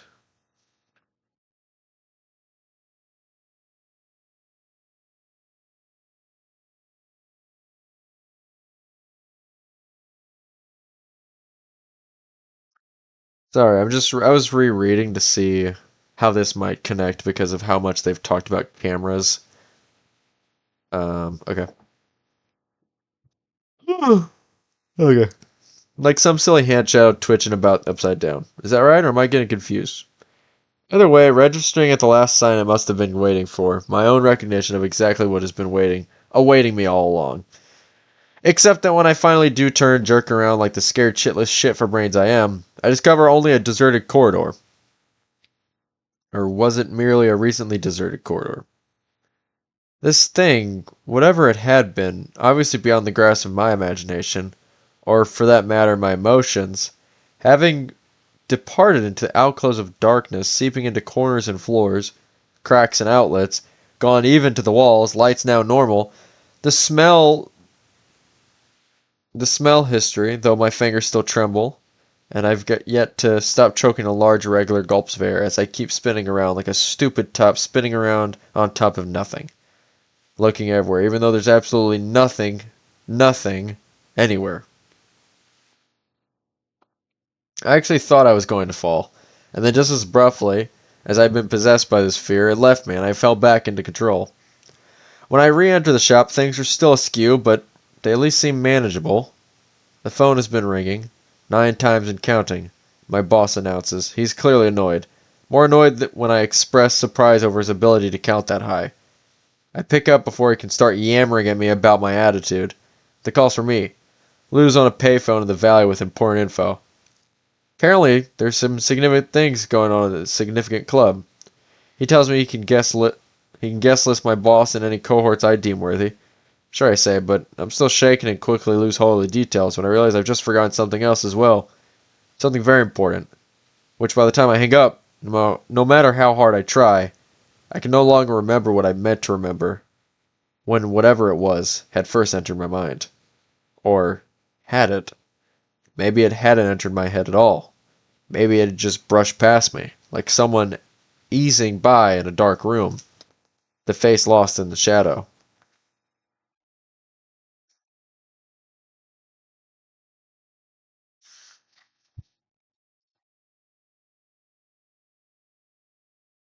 Um, he's not finished with his thoughts, but I wanted to interject here. I guess we should be looking for more mental deterioration, and we also should be looking for, not only in Johnny, but in the other characters. So seeing if Davidson has this happen to him or his family. And then, Zappano. Let me go back. So here's something interesting. I think I'll look on how best to read the book, because now that I'm thinking about it, it's interesting that it was my assumption that when Johnny goes on a little tangent with his footnotes, you should be reading them all the way through until his footnote is over. Which I think is applicable. No, actually, now that I think about it, actually is right. I was just doubting myself because I was asking myself, why is it that this footnote takes up a whole page, even though there's more text on the next one, even though Johnny's story isn't finished. But it's just that his story is completely within the footnotes, and so if the footnote doesn't take up a whole page, then the regular Zampano's text starts to fill in whatever space is remaining. So let me continue that thought. The face lost in shadow. My thoughts lost in another conversation, though something in her movement or perfume is disturbingly familiar. Though how familiar is impossible to tell, because by the time I realize she's someone I should know, she's already gone, deep into the din, beyond the bar, taking with her any chance of recognition. Though she hasn't left, she's still there, embracing shadows. Is that it? Had I been thinking of a woman? I don't know. I hope it doesn't matter. I have a terrifying feeling it does. Okay, so some woman is haunting him. Could be Thumper, potentially, that he was mentioning before. I doubt it. Could be the woman he had a crush on, I think, at the beginning of the book. Also could be... I don't know, it could be any number of things. It is interesting, though, that his sort of mental palace is a bar, like is a club. I think that's interesting way to characterize, way to show us like what he finds comfort in potentially, or how he sees himself. Okay.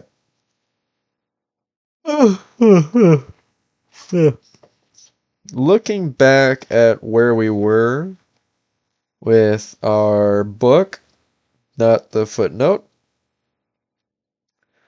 What took place amounts to a strange spatial violation, which has already been described in a number of ways, namely surprising, unsettling, disturbing, but most of all uncanny. In German, the word for uncanny is unheimlich, which Heidegger explains. And then after that he says, nevertheless, regardless of how extensive his analysis is here, Heidegger still fails to point out the unheimlich, which, when used as an adverb, means dreadfully, awfully, heaps of, and an awful lot of. Largeness has always been a condition of the weird and unsafe.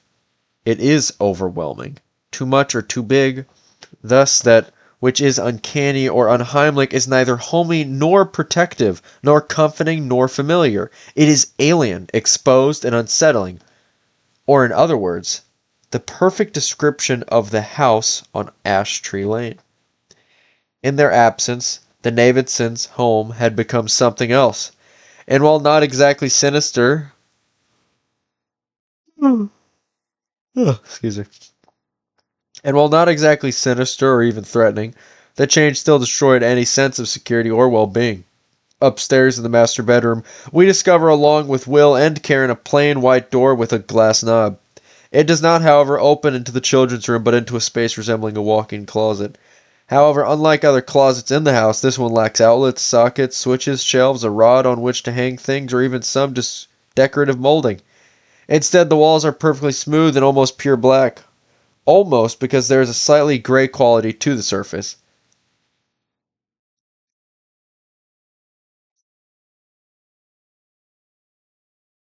The space cannot be more than 5 feet wide and at most 4 feet long. On the opposite end, a second door, identical to the first one, opens up into the children's bedroom.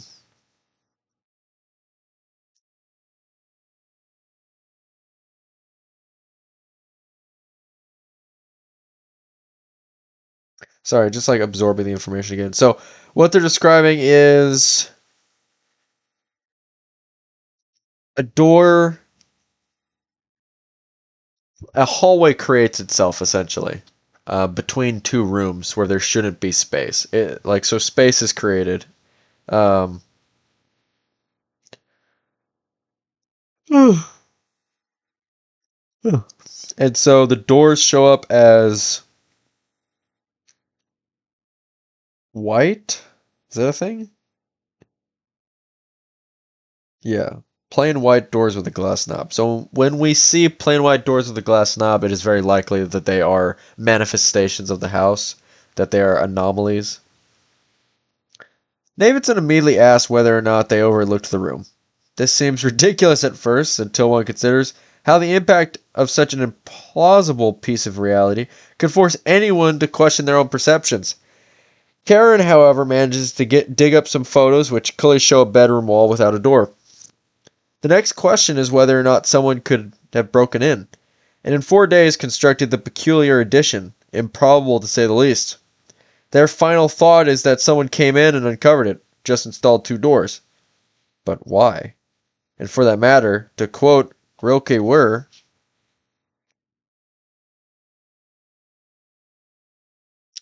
neatly translated as who, which I happen to find in this poem, Orpheus, Eurydice, Hermes. The book called The Selected Poetry of Rainer Maria. Yeah. Okay.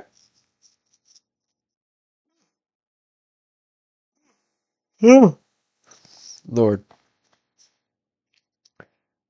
We see though yet again how the book, the meta book, and the book and the story is just like pushing to include more and more like different mediums, different stories, different authors and creators. Like, instead of saying why, they say, and to quote this ancient author of a Greek poem, or actually it's worse, so it's probably German, of a German poem, why? But in that language. Davidson does check the hiates, but discovers that the motion sensors were never triggered. Only their exit and re-entrance exists on tape. Virtually a week seamlessly elided. What does elided mean? And then I'll reread it.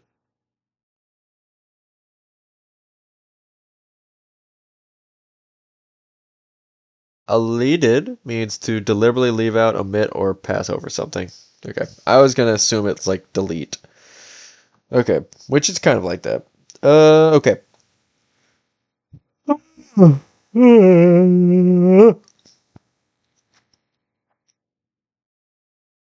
Only their exit and reentrance exists on tape. Virtually a week seamlessly elided, showing us the family as they depart from a house without that strange interior space present, only return a fraction of a second later to find it already in place, almost as if it had been there all along. So, what actually triggers this? What causes the house to make this space? Or whatever, or the creature, or what causes this space to be created? From what we can see, the only thing that right now has happened is that the family has left. So, and left not only for like the day, but like for an extended trip. So is that what it comes down to? Is that the house reacts or responds to its tenants being gone and adapts? Like, is it? Not sure. Not sure. Since the discovery occurred in the evening, the Davidsons' inquiry must wait until morning. And so, while Chad and Daisy sleep, we watch Karen and Will suffer through a restless night. Hillary, their 1-year-old Siberian Husky, and Mallory, their tabby cat, lie on the either side of the 24-inch Sony television, unperturbed by the new closet or the flicker from the tube or the drone from the speakers. Letterman. What? Is Letterman a brand of speaker? What are we talking about?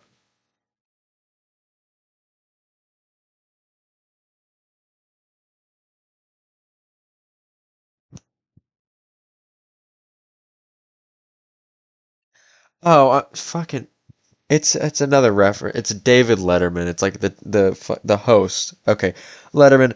New revelations regarding the Iran-Contra affair reruns the traffic of information, assuring everyone that the rest of the world is still out there, continuing on as usual, even if 2 new doors now stand open, providing a view across a new space of darkness, from parents' room to children's room, where a tiny nightlight of the Starship Enterprise burns like some North Star. It is a beautiful shot. In fact, the composition and elegant balance of colors, not to mention the lush contrast of lights and darkness, are so exquisite they temporarily distract us from any questions concerning the house or events unfolding there. It seems a perfect example of Davidson's unparalleled talent and illustrates why few, if any, could have accomplished what he did, especially towards the end. I keep foreshadowing. This ends crazy.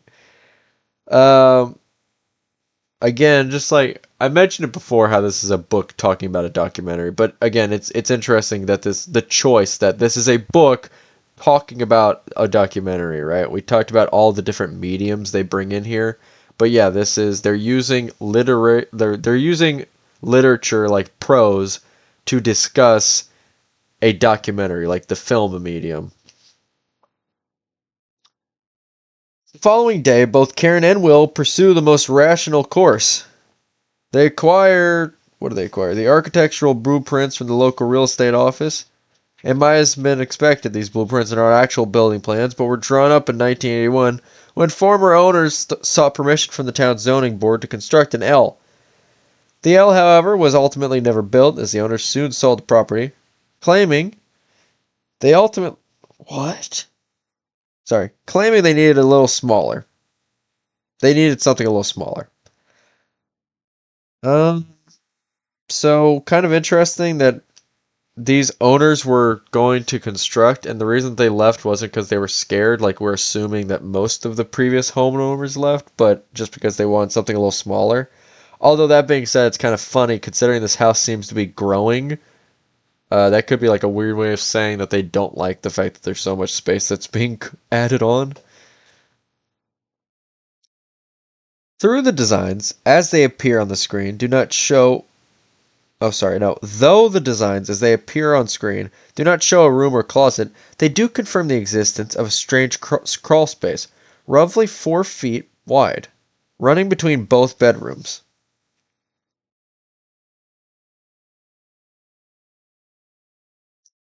This is a footnote from the editor saying that Mr. Truant provides a sketch of the floor plan on the back of an envelope. Okay.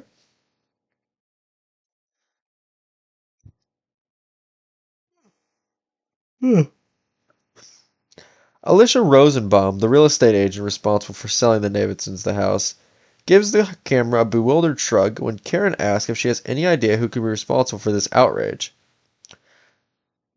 Karen asking about an outrage, or having an outrage, is pretty funny. Unable to say anything useful, Mrs. Rosenbaum finally asks if they want to call the police, which, amusingly enough, they do. That afternoon, 2 officers arrive, examine the closet, and try to hide the fact that this has to be the weirdest call they've ever made. As Sheriff Angsard says, "We'll file a report, but other than that, well, I don't know, what more can we do? Better, I guess, to have been a victim of a crazy carpenter than some robber," which even strikes Karen and Davidson as a little funny. With all obvious options exhausted, Davidson returns to the building plans. At first they seem pretty innocent, until he gets out the measuring tape. Idly at first, he starts comparing the dimensions indicated in the plans with those he personally takes. Very soon he realizes not everything adds up. Something, in fact, is very wrong. Davidson repeatedly tacks back and forth from the 25-foot Stanley power lock to the cold blue pages spread out on his bed, until he finally mutters aloud, "This better be a case of bad math." An incongruous cut presents us with the title card. 1/4 inch. Outside the house, Davidson climbs up to the ladder to the second story. Not an easy ascent, he casually confesses to us, explaining how a troublesome skin condition he has had since childhood has recently begun to flare up around his toes. So in literature, disease, sickness, in this case like a rash, all this stuff can kind of symbolize some other force corrupting or decaying someone, right? So you have this physical marker of someone, of some like non-physical thing that's like degrading in quality. So him having this rash from childhood could be indicating that this is going to be calling upon childhood trauma. This could also be... Got another bot. Let's go. Sorry, another bot message. Sorry. Messing up my train of thought. Damn you, machines. So, having a... Oh, the other thing that it could mean, like the disease could be saying that it's going to bring up some trauma from the past. But what it also could be saying is that he's starting to develop this rash, and this rash shows up right as he notices something wrong with the house, something that is going to bother him, that's going to get on his nerves, that could lead to his insanity, that could lead to his eventual death, right? And so the disease is foreshadowing his end, even though this isn't a disease, it's just a rash. But this rash is indicating that he is degrading in quality, potentially. That is if the book continues on through it. But that is my shot in the dark. If you guys watch Creepcast, this is my bear trap. That he is going to start to go insane, and that this rash is the first indicator of that, right? Not that the rash is going to cause his insanity, but more the fact that in a literary sense he's degrading physically and mentally, that sort of thing. Okay.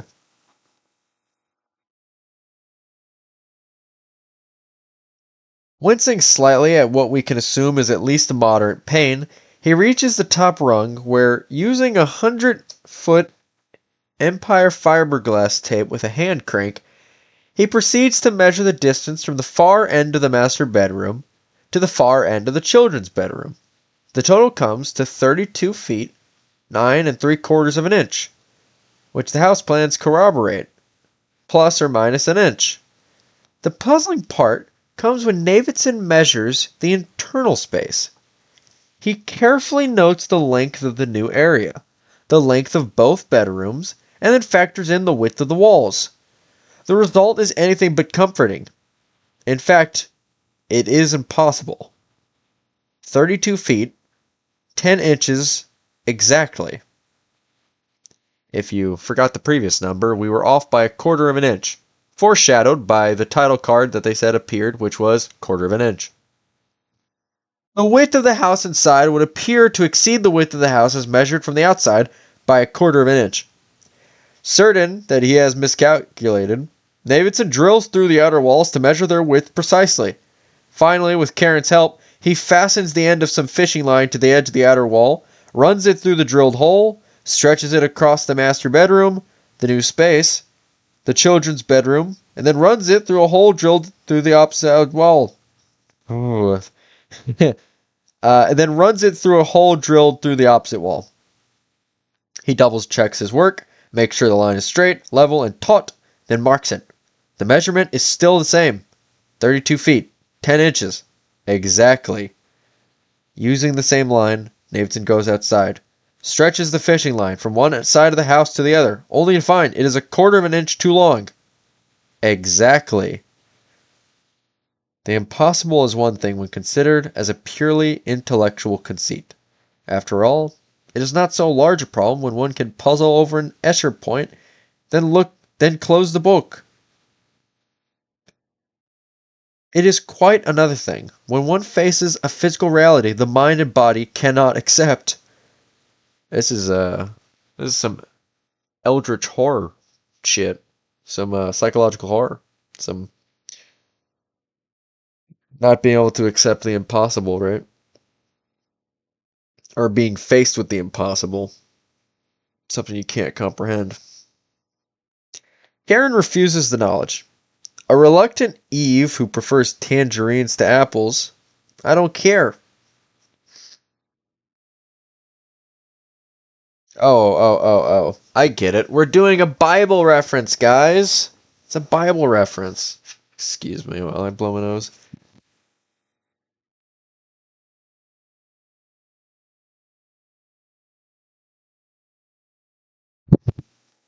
Sorry, this is a Bible reference. Alright, let me reread it. Makes a little bit more sense now. Karen refuses the knowledge. A reluctant Eve who prefers tangerines to apples.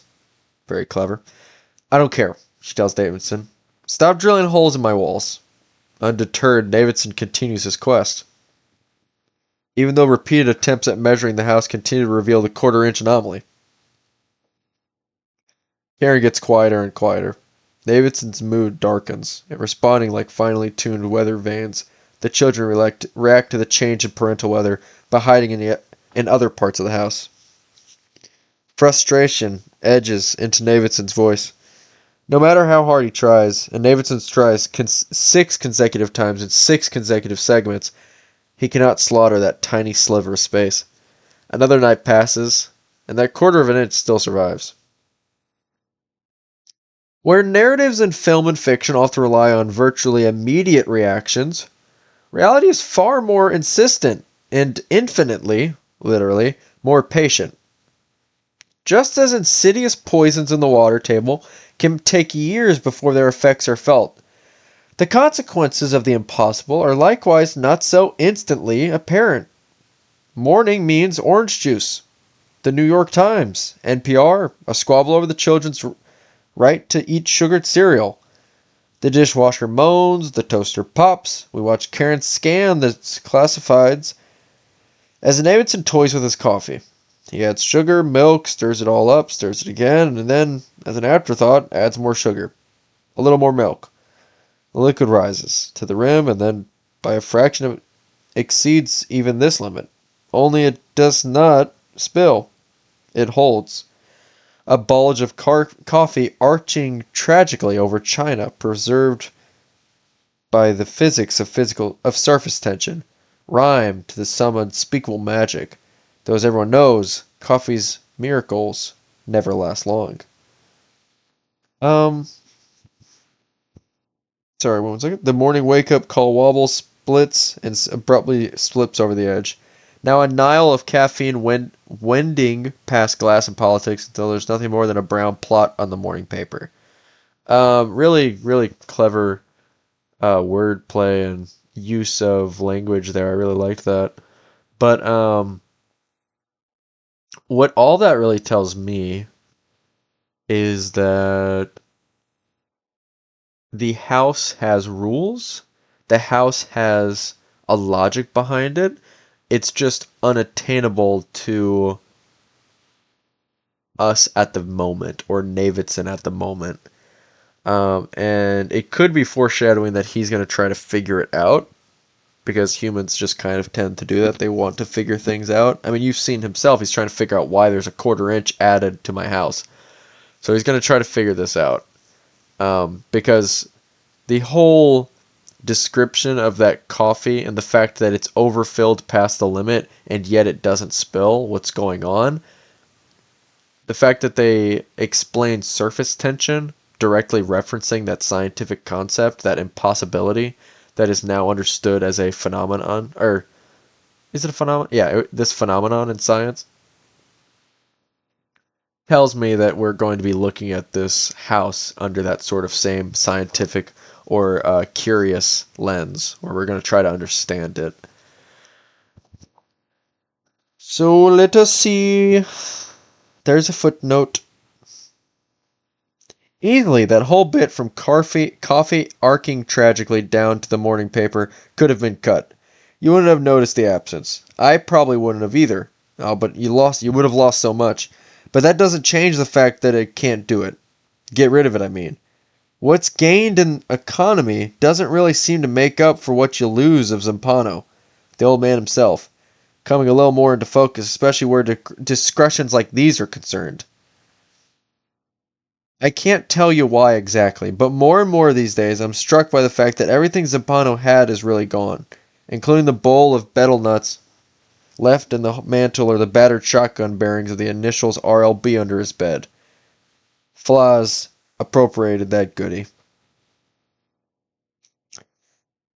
The shotgun, not the bed, or even the curiously preserved bud of white rose hidden in the drawer of his nightstand. By now his apartment has been scrubbed with Clorox, repainted, probably rented out to someone else, his body either molding in the ground or reduced to ash. Nothing else remains of him but this. So yet again we see that sort of thing we mentioned last chapter a lot, where Johnny has this issue with letting go of stuff. And I like the mention that he was willing to cut it, but he couldn't.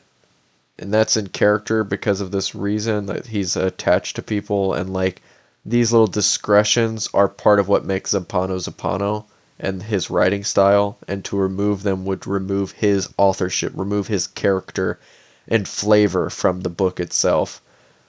And it gives us more reason to think about that quote, because it is so peculiar in reference to the rest of the reading. And the reason why I picked up on it was because of its out of placeness, but also because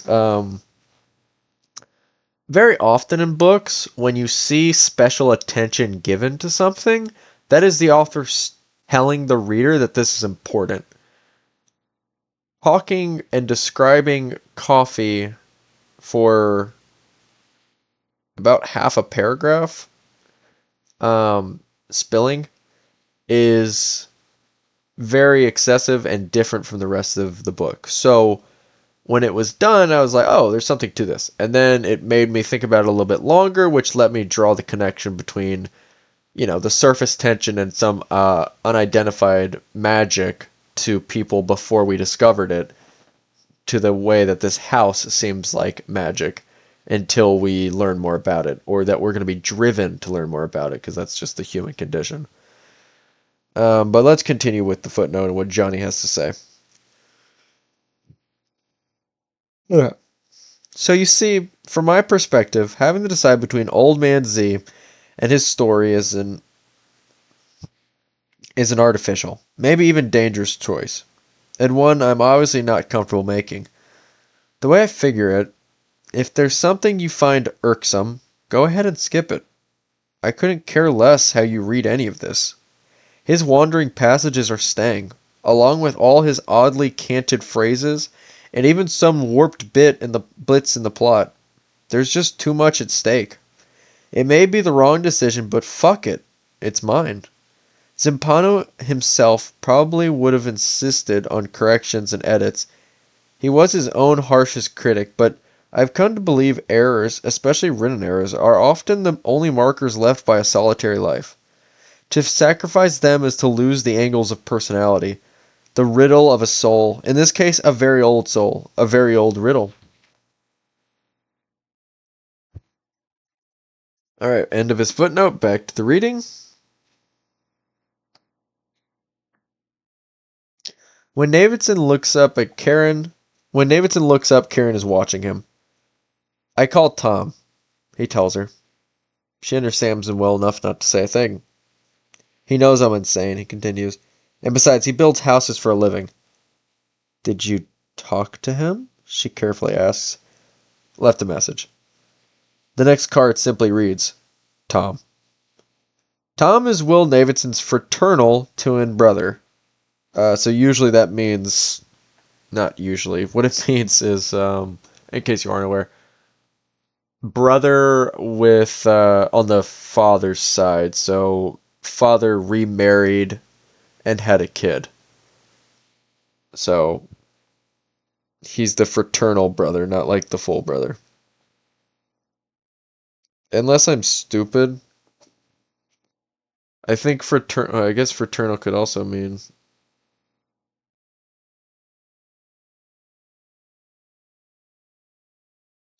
Let me just double check before I start spouting misinformation. There's enough of that in the world.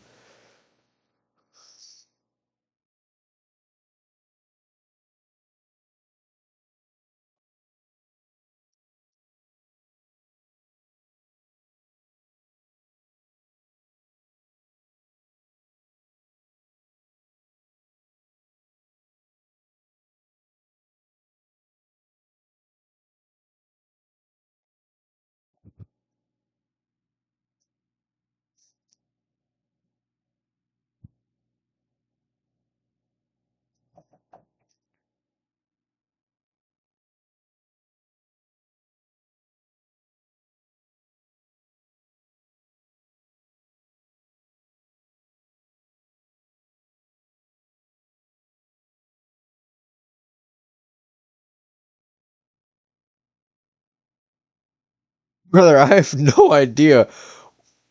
I was completely wrong. Thank God I looked it up. It's just a fancy way to say brother.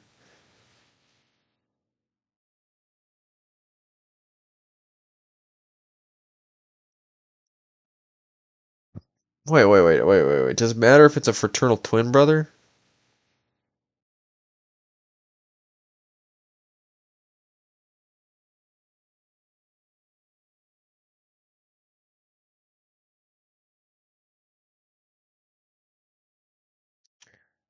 Oh.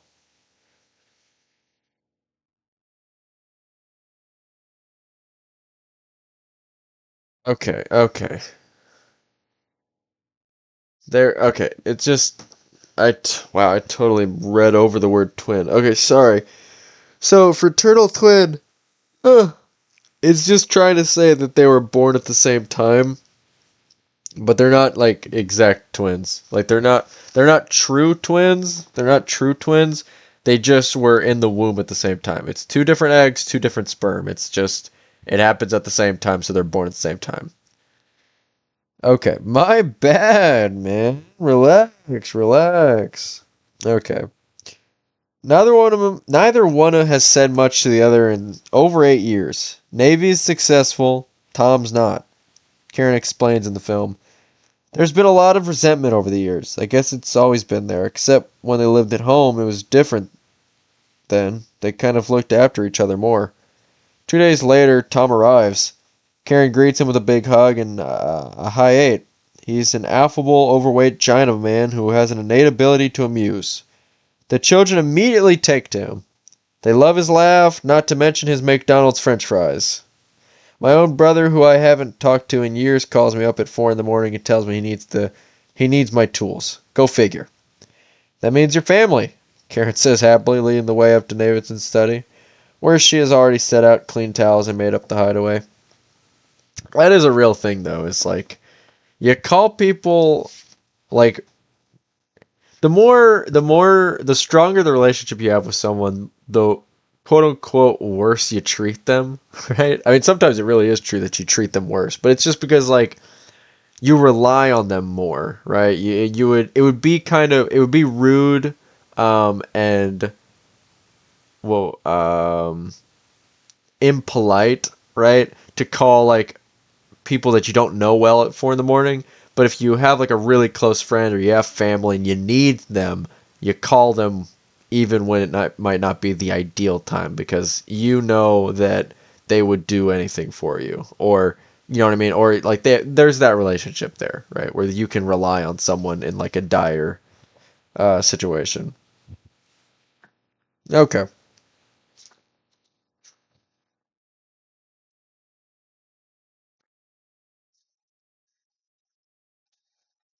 I'm really tired.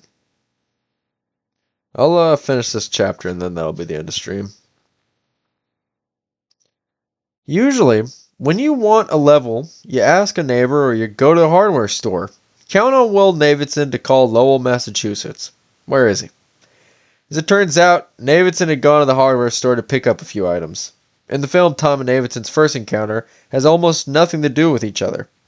Instead of addressing any interpersonal issues, we find them both huddled over a Cowley's level mirror transit, alternatively taking turns peering across the house, the line of sight floating a few feet above the floor, occasionally interrupted when Hillary or Mallory, in some keystone chase race around the children's bed. Tom believes they will account for the quarter-inch discrepancy with a perfectly level measurement. Later on, out of the backyard, Tom lights up a joint of marijuana. The drug clearly bothers Davidson, but he says nothing. Tom knows his brother disapproves, but refuses to alter his behavior. Based on their body language and the way both of them avoid looking directly at each other, not to speak of the space between their words the last 8 years continues to haunt them. Hey, at least I'm an acquaintance of Bill's now, Tom finally says, exhaling a thin stream of smoke. Not a drop of booze in over 2 years. First glance, it seems hard to believe that these two men are even related, let alone brothers. Tom is content if there happens to be a game on and a soft place from which to watch it. Davidson works out every day, devours volumes of esoteric criticism, and constantly attaches the world around him to one thing: photography. Tom gets by. Davidson succeeds. Tom just wants to be. Davidson must become. And yet, despite their obvious differences, anyone who looks past Tom's wide grin and consider his eyes will find surprisingly deep pools of sorrow, which is how we know they are brothers, because like Tom Davidson, his eyes share that same water. Look at that. That's fire. That's fire. Good, good, good. I like that. Great description. Really, really good. Uh.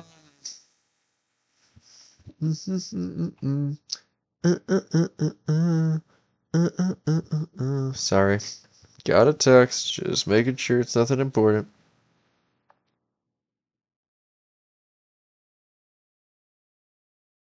Yeah, nothing really to say than they're foils of one another. Just foil characters. They've got things that they look at life differently, but they've got the same upbringing, and they share a common background. Either way, the moment an opportunity for some kind of fraternal healing disappears when Tom makes an important discovery. Davidson was wrong. The interior of the house exceeds the exterior by not a quarter of an inch, but by 5/16. No matter how many legal pads, napkins, or newspaper margins they fill with notes or equations, they cannot account for that fraction. One incontrovertible fact that stands in their way. The exterior measurement must equal the internal measurement. Physics depends on a universe infinitely centered on an equal sign. As science writer and sometime theologian David Kant wrote, God, for all intents and purposes, is an equal sign, and at least up until now, something humanity has always been able to believe in is that the universe adds up. The footnote is just referencing where that quote comes from. I'm not going to read it out. On this point, both brothers agree. The problem must lie in their measuring techniques, or with some unseen mitigating factor, air temperature, miscalibrated instruments, warped floors, something, anything. But after a day and a half passes without a solution, they both decide to look for help. Tom calls Lowell and postpones his construction obligations. Davidson calls an old friend who teaches engineering at UVA.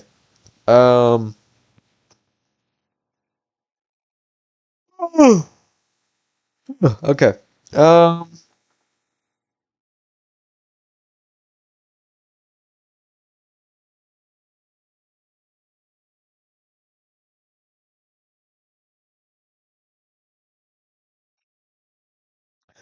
One thing I'm curious about is the house changing more with 5/16, or is it just the accuracy is greater now, that it's not just like a rounded up quarter of an inch, it's like some exact measurement that equaled out 5/16.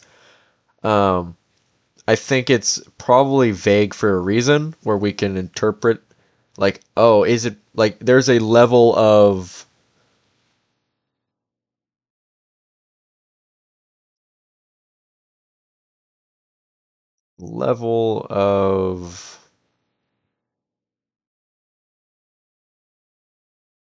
up in the airness?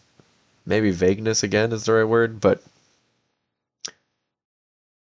we are I guess the best way to put it is we are put in the same seat they're in, which is we're unsure of what's causing this. Where it's like even us who are more open to the idea that this is some magical house because what we're reading is fiction, we too are put in that spot of unease and uncertainty when we are given a new measurement, because now we have to decide, is this the house changing it again, or is it still that quarter of an inch, just more accurately measured?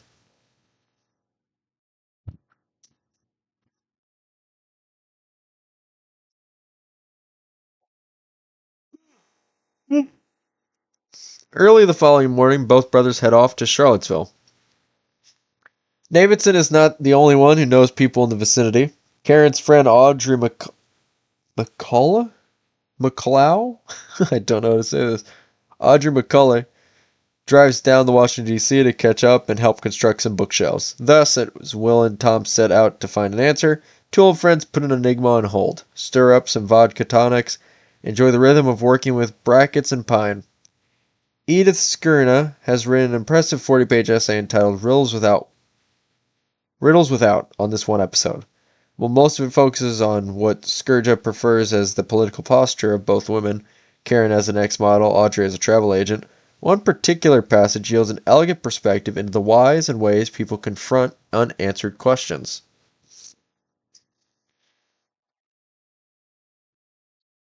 Riddles. They either delight or torment. They delight lies and solutions. Answers provide bright moments of comprehension, perfectly suited for children who still inhabit a world where solutions are readily available. Implicit in the riddle's form is a promise that the rest of the world resolves just as easily. And so riddles comfort the child's mind, which spins wildly before the onslaught of so much information and so many subsequent questions. Okay, it's a good analysis on riddles. I like that. The adult world, however, produces riddles of a different variety. They do not have answers and are often called enigmas or paradoxes.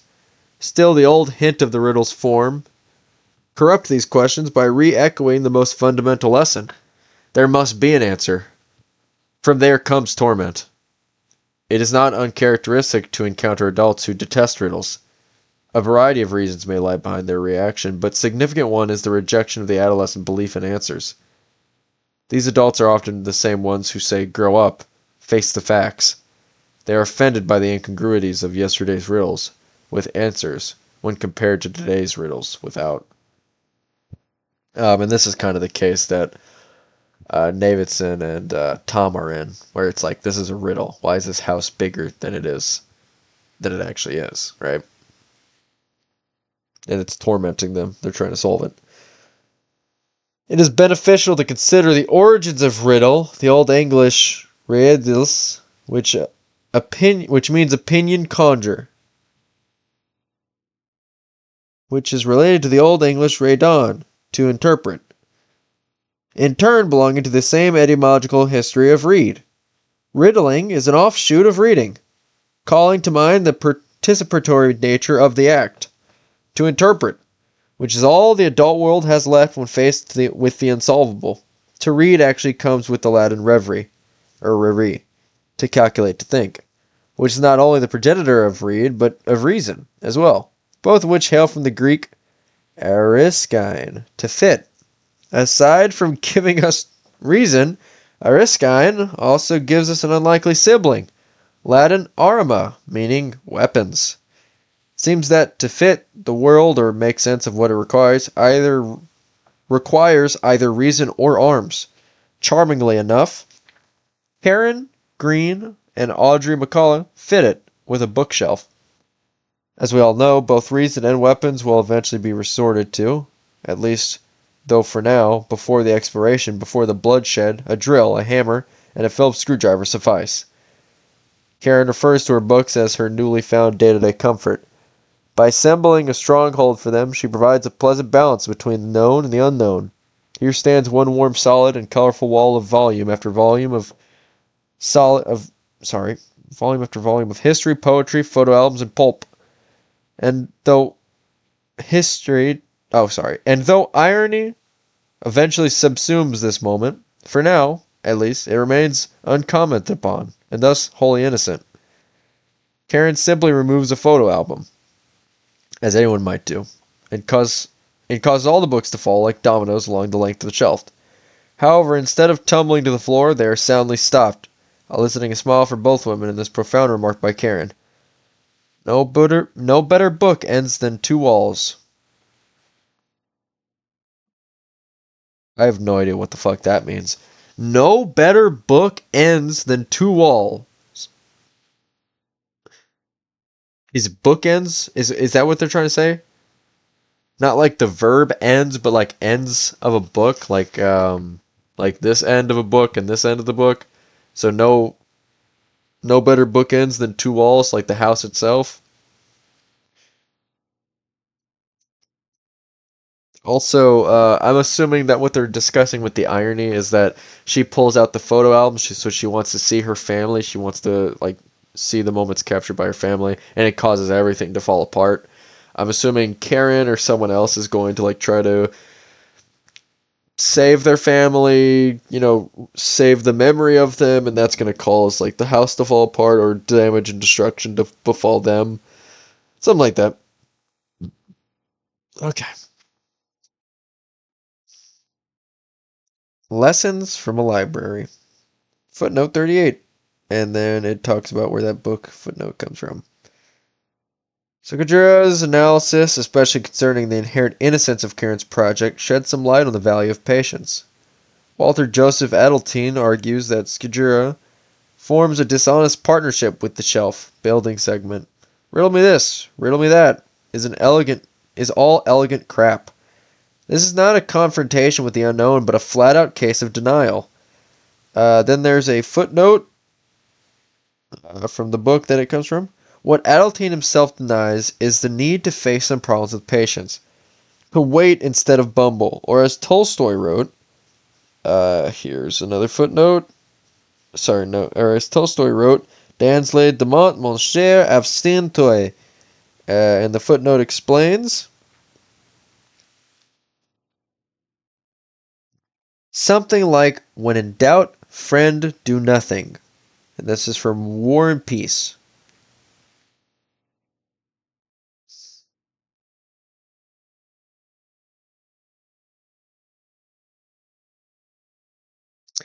Gibbons, when working on the decline and fall of the Roman Empire, would go on long walks before setting down to write.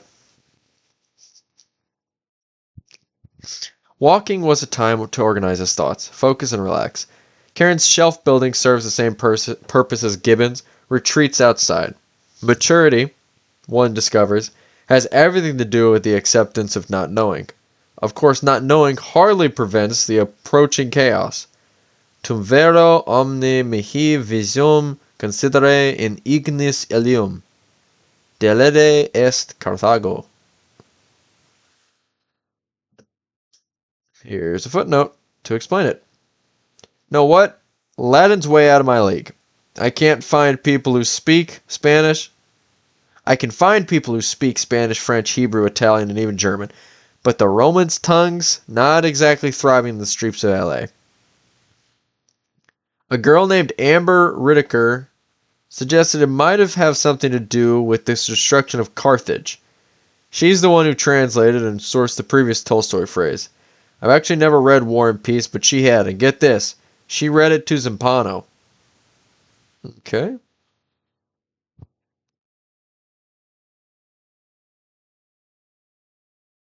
So I actually took Latin, so let me try to translate this for us and see if I'm right. I'll Google it afterwards. Actually, they'll probably have some sort of translation. If I finish the footnote, then and it doesn't explain it, I'll try to see. Okay, tum vero omne mihi visium considere. Okay, so omne, that's usually like God or all-knowing or all-powerful, okay? So all-knowing. Vero or Wero, came towards or saw or overseen. So you're overseeing everything. I don't remember tum at all. Mihi. Maybe Mihi is me. That I don't remember. Visium, that's like vision or see. Considere, it's like consider or think about. Ignis is water or fire. In is, I think in is just straight up in. And then ilium, in ilium. So one must consider one must consider the sites of fire in Ilium, which I think Ilium was Italy. Delende, no idea. Est Carthago, which that's Carthage. Delenda. I don't know. So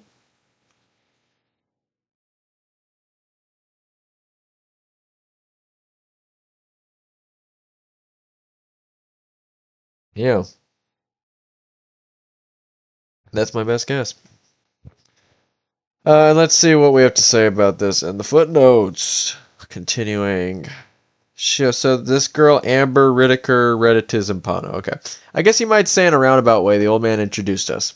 Anyways, since that episode of the tattoo shot, I haven't got it out as much. Though, to tell you the truth, I'm no longer convinced anything happened. I keep cornering myself with questions. Did I really experience some sort of decapitating seizure? I mean, or did I invent it?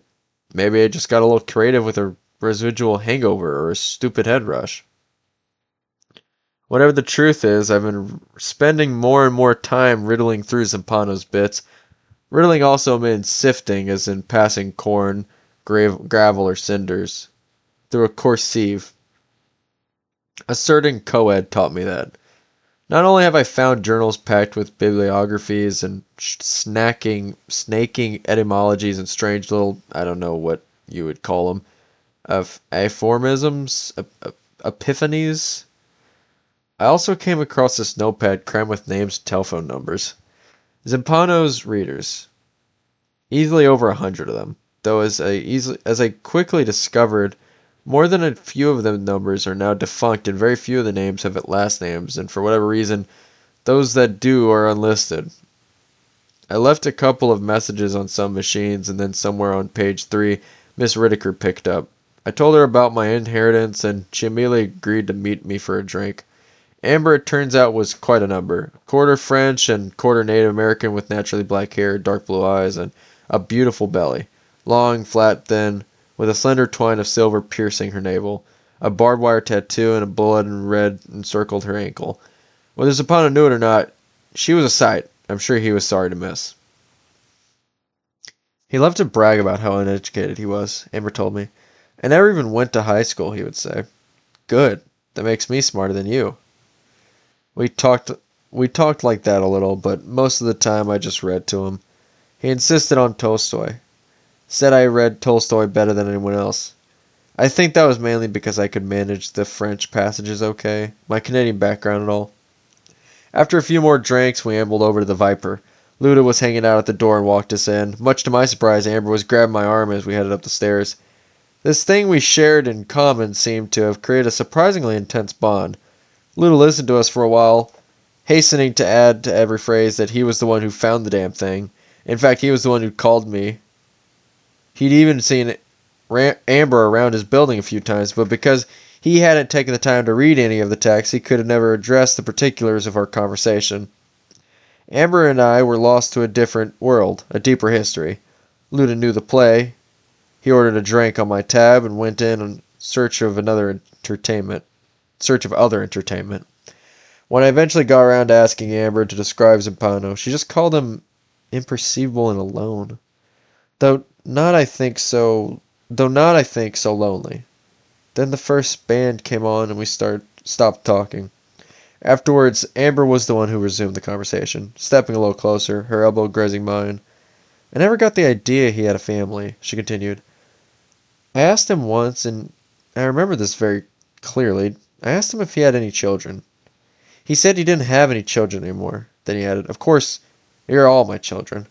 Which was strange, since I was the only one there, but the way he looked at me with those blank eyes, she shuddered and quickly folded her arms as if she'd just gotten cold.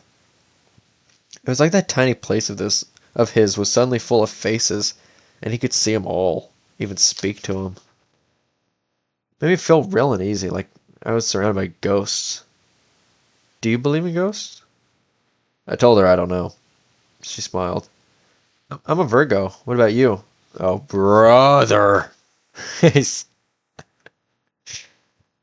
We ordered another round of drinks. The next band came up, but we didn't stay to hear them finish. As we walked to her place, it turned out she lived nearby, right above the Sunset Plaza. In fact, she kept returning to the old man, a trace of her own obsession mingling with the drift of her thoughts. So not so lonely, she murmured. I mean, with all those ghosts. Me and his other children, whoever they were. Though actually, I forgot about this. I don't know why. I mean, it's why I finally stopped going over there. When he blinked, his eyelids, this is kind of weird, but they stayed closed a little bit longer than a blink. Like he was consciously closing them or about to sleep. And I always wondered for a second, like a fraction of a second, if they would ever open again. Maybe they wouldn't. Maybe he was just going to sleep or maybe die. And looking at his face then, so serene and peaceful, it made me sad. And I guess I take back what I said before, because with his eyes closed, he didn't look alone. Then he looked lonely, terribly lonely, and that made me feel real sad and made me feel lonely too. I stopped going there after a while, but you know what? Not visiting him made me feel guilty. I think I still feel guilty about just dropping out on him like that. We stopped talking about Zampano then. She paged her friend Christina, who took less than 20 minutes to come over. There were no introductions. We just sat down on the floor, snorted lines of cokes off his CD case, gulped down a bottle of wine, and then used it to play spin the bottle. They kissed each other first, and they both kissed me, and then we forgot about the bottle. And I even managed to forget about Zampano, about this, about how much that attack in the tattoo shop had put me on edge. 2 kisses and 1 kiss was all it took. A comfort, a warmth, perhaps temporary, perhaps false, but reassuring nonetheless. And mine, and theirs, and ours, all 3 of us giggling. Insane giggles and laughter with still more kisses on the way. I remembered a brief instant then, out the blue, when I suddenly glimpsed my own father. A rare but peaceful recollection, as if he actually approved of my plan, the way that he himself had always laughed and played, always laughing, surrendering to its ease, especially when he soared in great updrafts of light, burning off distant plateaus of bistre and sage, throwing up like an angel, high above the red earth, deep into the sparkling blank, the tender sky that never once let him down, preserving his attachment to youth, propriety, and kindness, his plan almost, but never quite outracing his whoops of joy, trailing him in his sudden turn to the wind, followed then by the near vertical climb up to the angles of the sun. And I was barely 8 and still with him, and yes, that was the thought that flickered madly through me. A brief instant of communion, possessing me with warmth and ageless ease, causing me to smile again and relax, as if memory alone could lift the heart like the wind lifts a wing, and so I renewed my kisses with even greater enthusiasm, caressing and in turn devouring their dark lips, dark with wine, fleeting love, an ancient memory love had promised, but finally never gave, until there were too many kisses to count or remember, and the memory of love proved not love at all and needed a replacement, which our bodies found. And then the giggles subsided and the laughter dimmed. The darkness enfolded all of us, and we gave away our childhood for nothing, and we died, and condoms littered the floors. And Christina.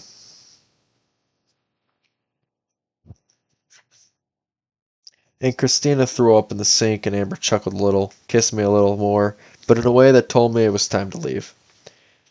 And so only now, days later, as I give these moments shape here, do I re-encounter what my high briefly withheld, the covering memory permanently hitched to everything preceding it, and so prohibiting all of it. Those memories, the good ones, no matter how different, how blissful, eclipsed by the jackknife trailer across the highway, the tractor truck lodged in a stony ditch off the shoulder, oily smoke billowing up into the night and hardly deterred by the pinprick drizzle, the fire itself crawling up from the punctured fuel tanks, stripping the paint, melting the tires, blackening the shattered glass, the windshield struck from within, each jagged line telling the story of a broken heart, which no 10-year-old boy should ever have to recollect, let alone see, even if it is only in half tone, the ink, all of it, over and over again, finally gathered on his delicate fingertips as if by tracing the picture printed in the newspaper. He could in some way retract the details of death, smooth away the cab where the man he saw and loved like a god agonized and died with no word of his own, illegible or otherwise, no god at all, and so by dissolving the black sky, bring back to the blue. But he never did. He only wore through one newspaper after another, which was then the officials responsible for the custody of the parentless child deciding something was gravely wrong with him, and sent him away, making sure he had no more clippings, and all the ink, all that remained of his father, was washed from my hands. I would say that this, first of all, really great description, really like it, really good. What is very enjoyable about it is how this description works both as a metaphor for like the way the joy crashes and he's brought back to like a reality, but also like how it's literally what his like father went through. And additionally interesting is the way they bring in ink and like half tones and stuff is same way like he works at a tattoo parlor, so like that inclusion is interesting. All right, go blow my nose room.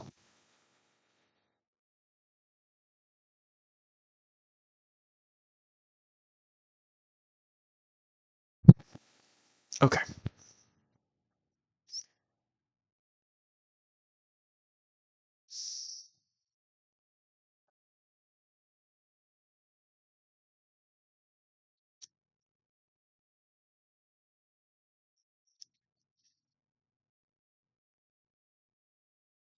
Okay. There's another footnote. 42. In an effort to keep the translation as literal as possible, this is the editors, both Latin phrases read as follows.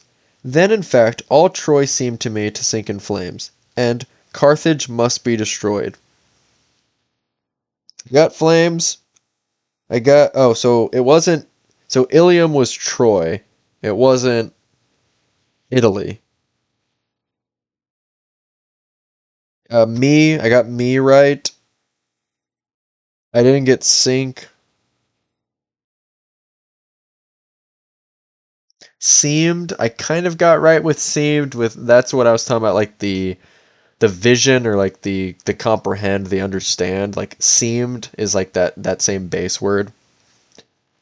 Yeah, okay.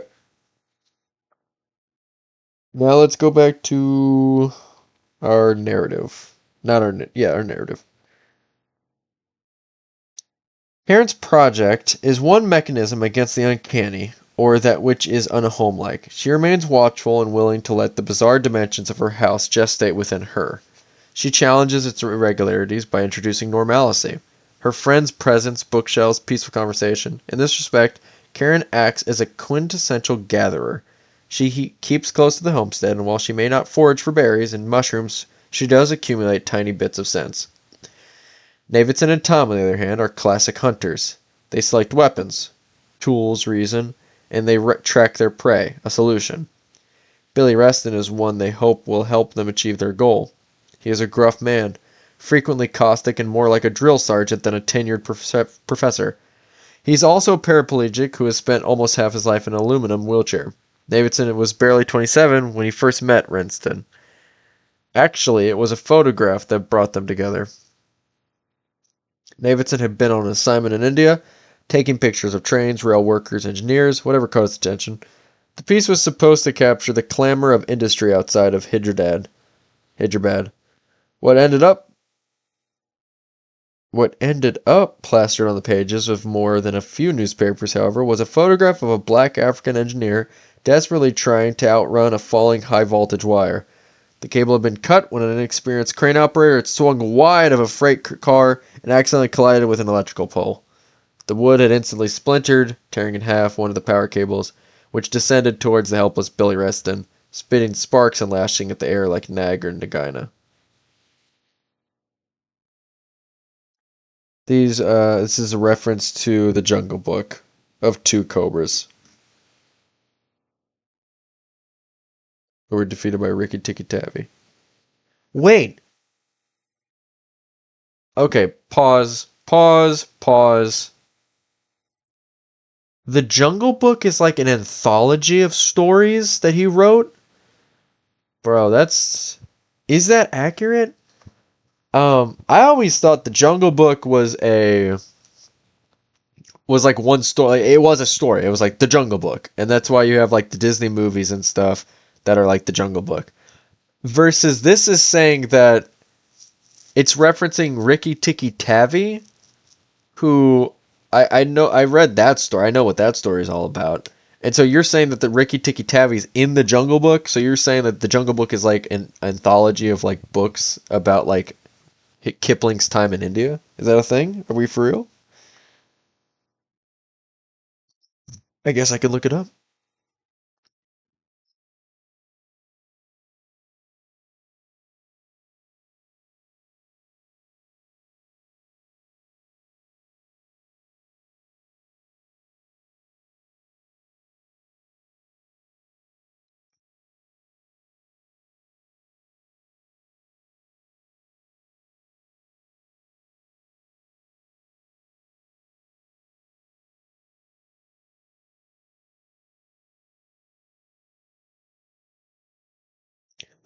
Holy, it is. I never knew that. Huh.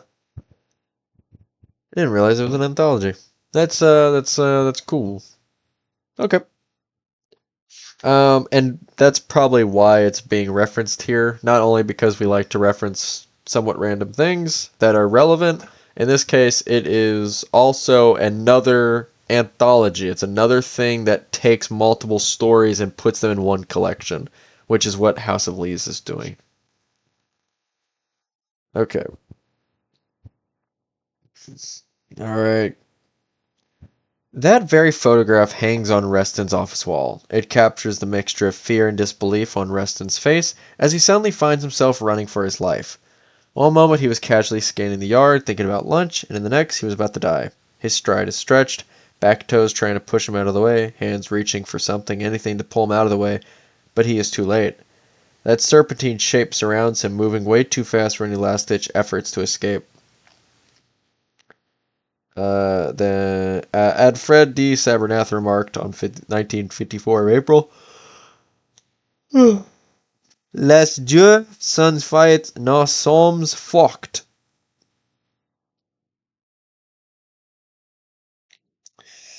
Here's a footnote. Fred D. reportedly exclaimed this right before he was and then it's, I'm assuming, killed. And then there's a bunch of text that is redacted, and then part missing, and then a bunch of more text that is redacted. And then there's a footnote. Zampano left the rest of this footnote buried beneath a particularly dark spill of ink. At least I'm assuming it's ink. Maybe it's not. Maybe it's something else, but then that's not really important. In some cases, I've managed to recover the lost text. See Chapter 9.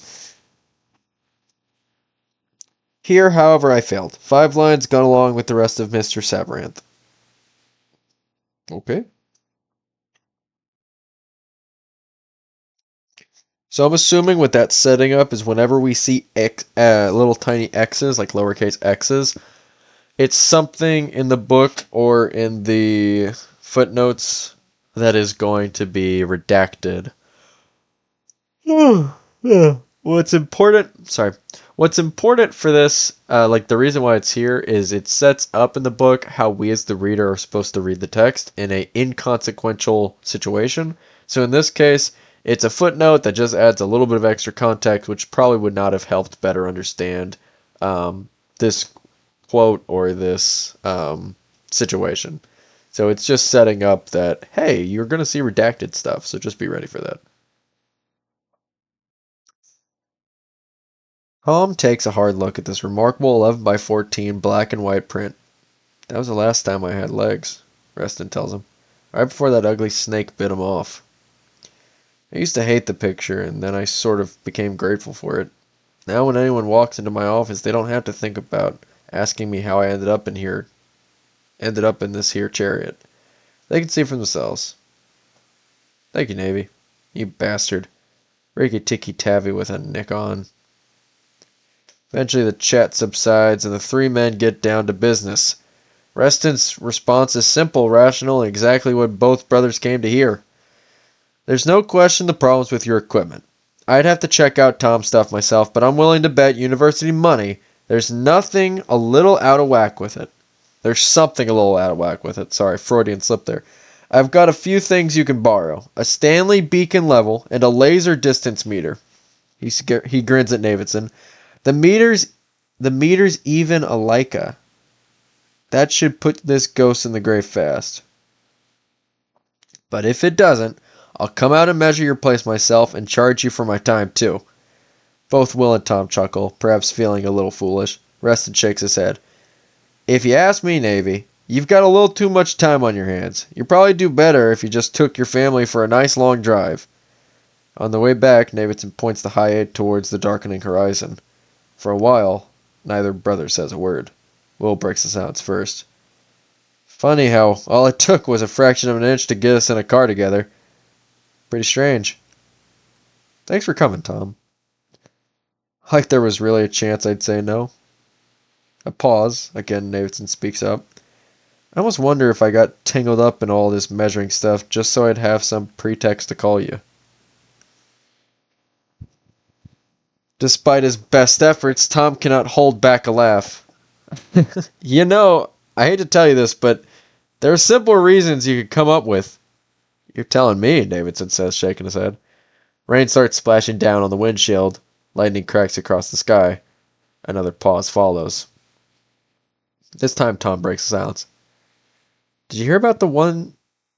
You hear the one about the guy on the tightrope? Davidson grins. I'm glad to see some things never change. Hey, this one's true!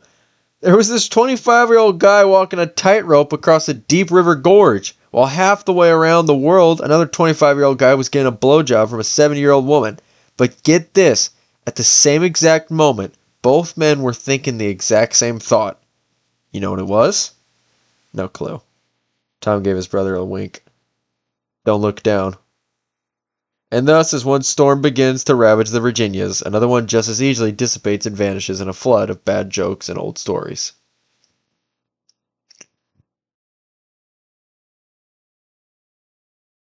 But talk about the storm and what it could mean. It's hard to say, and there's a lot of options. Weather can mean a lot of things. Rain, even more, just because of the dual nature of like it has such a possibility for destruction as well as nourishment, right? Rain. And I mean, the fact that the author themselves really sets up the storm and then like solves it, right? Where they talk about, and thus one storm begins to ravage the Virginias, another one just as easily dissipates and vanishes in a flood of bad jokes and old stories. It's kind of like he sets it up then immediately solves it. So I don't know that I need to talk about it more. So, you know, I won't. We'll just move on from there. Just great writing. When confronting the spatial disparity in the house, Karen set her mind on familiar things while Davidson went in search of a solution. The children, however, just accepted it. They raced through the closet, they played in it, they inhabited it. They denied the paradox by swallowing it whole. Paradox, after all, is too Paradox, after all, is too Paradox, after all, is too irreconcilable. Paradox, after all, is two irreconcilable truths. But children do not know the laws of the world well enough yet to fear the ramifications of the irreconcilable. There are certainly no primal associations with spatial anomalies. Similar to the ingenious opening sequence of the Davidson record, seeing these two giddy children romp around is an equally unsettling experience. Perhaps because their state of naivete is so appealing to us, even seductive, offering such a simple resolution to an enigma. Unfortunately, denial also means the ignoring the possibility of peril. Don't love the use of seductive to describe children's apano. Watch yourself, old man.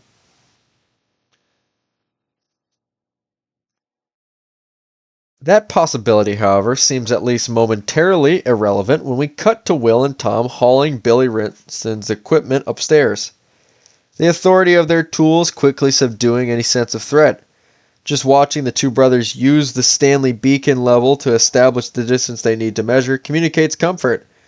When they then turn their attention to the Leica meter, it is merely impossible to not at least expect some kind of resolution to this confounding problem.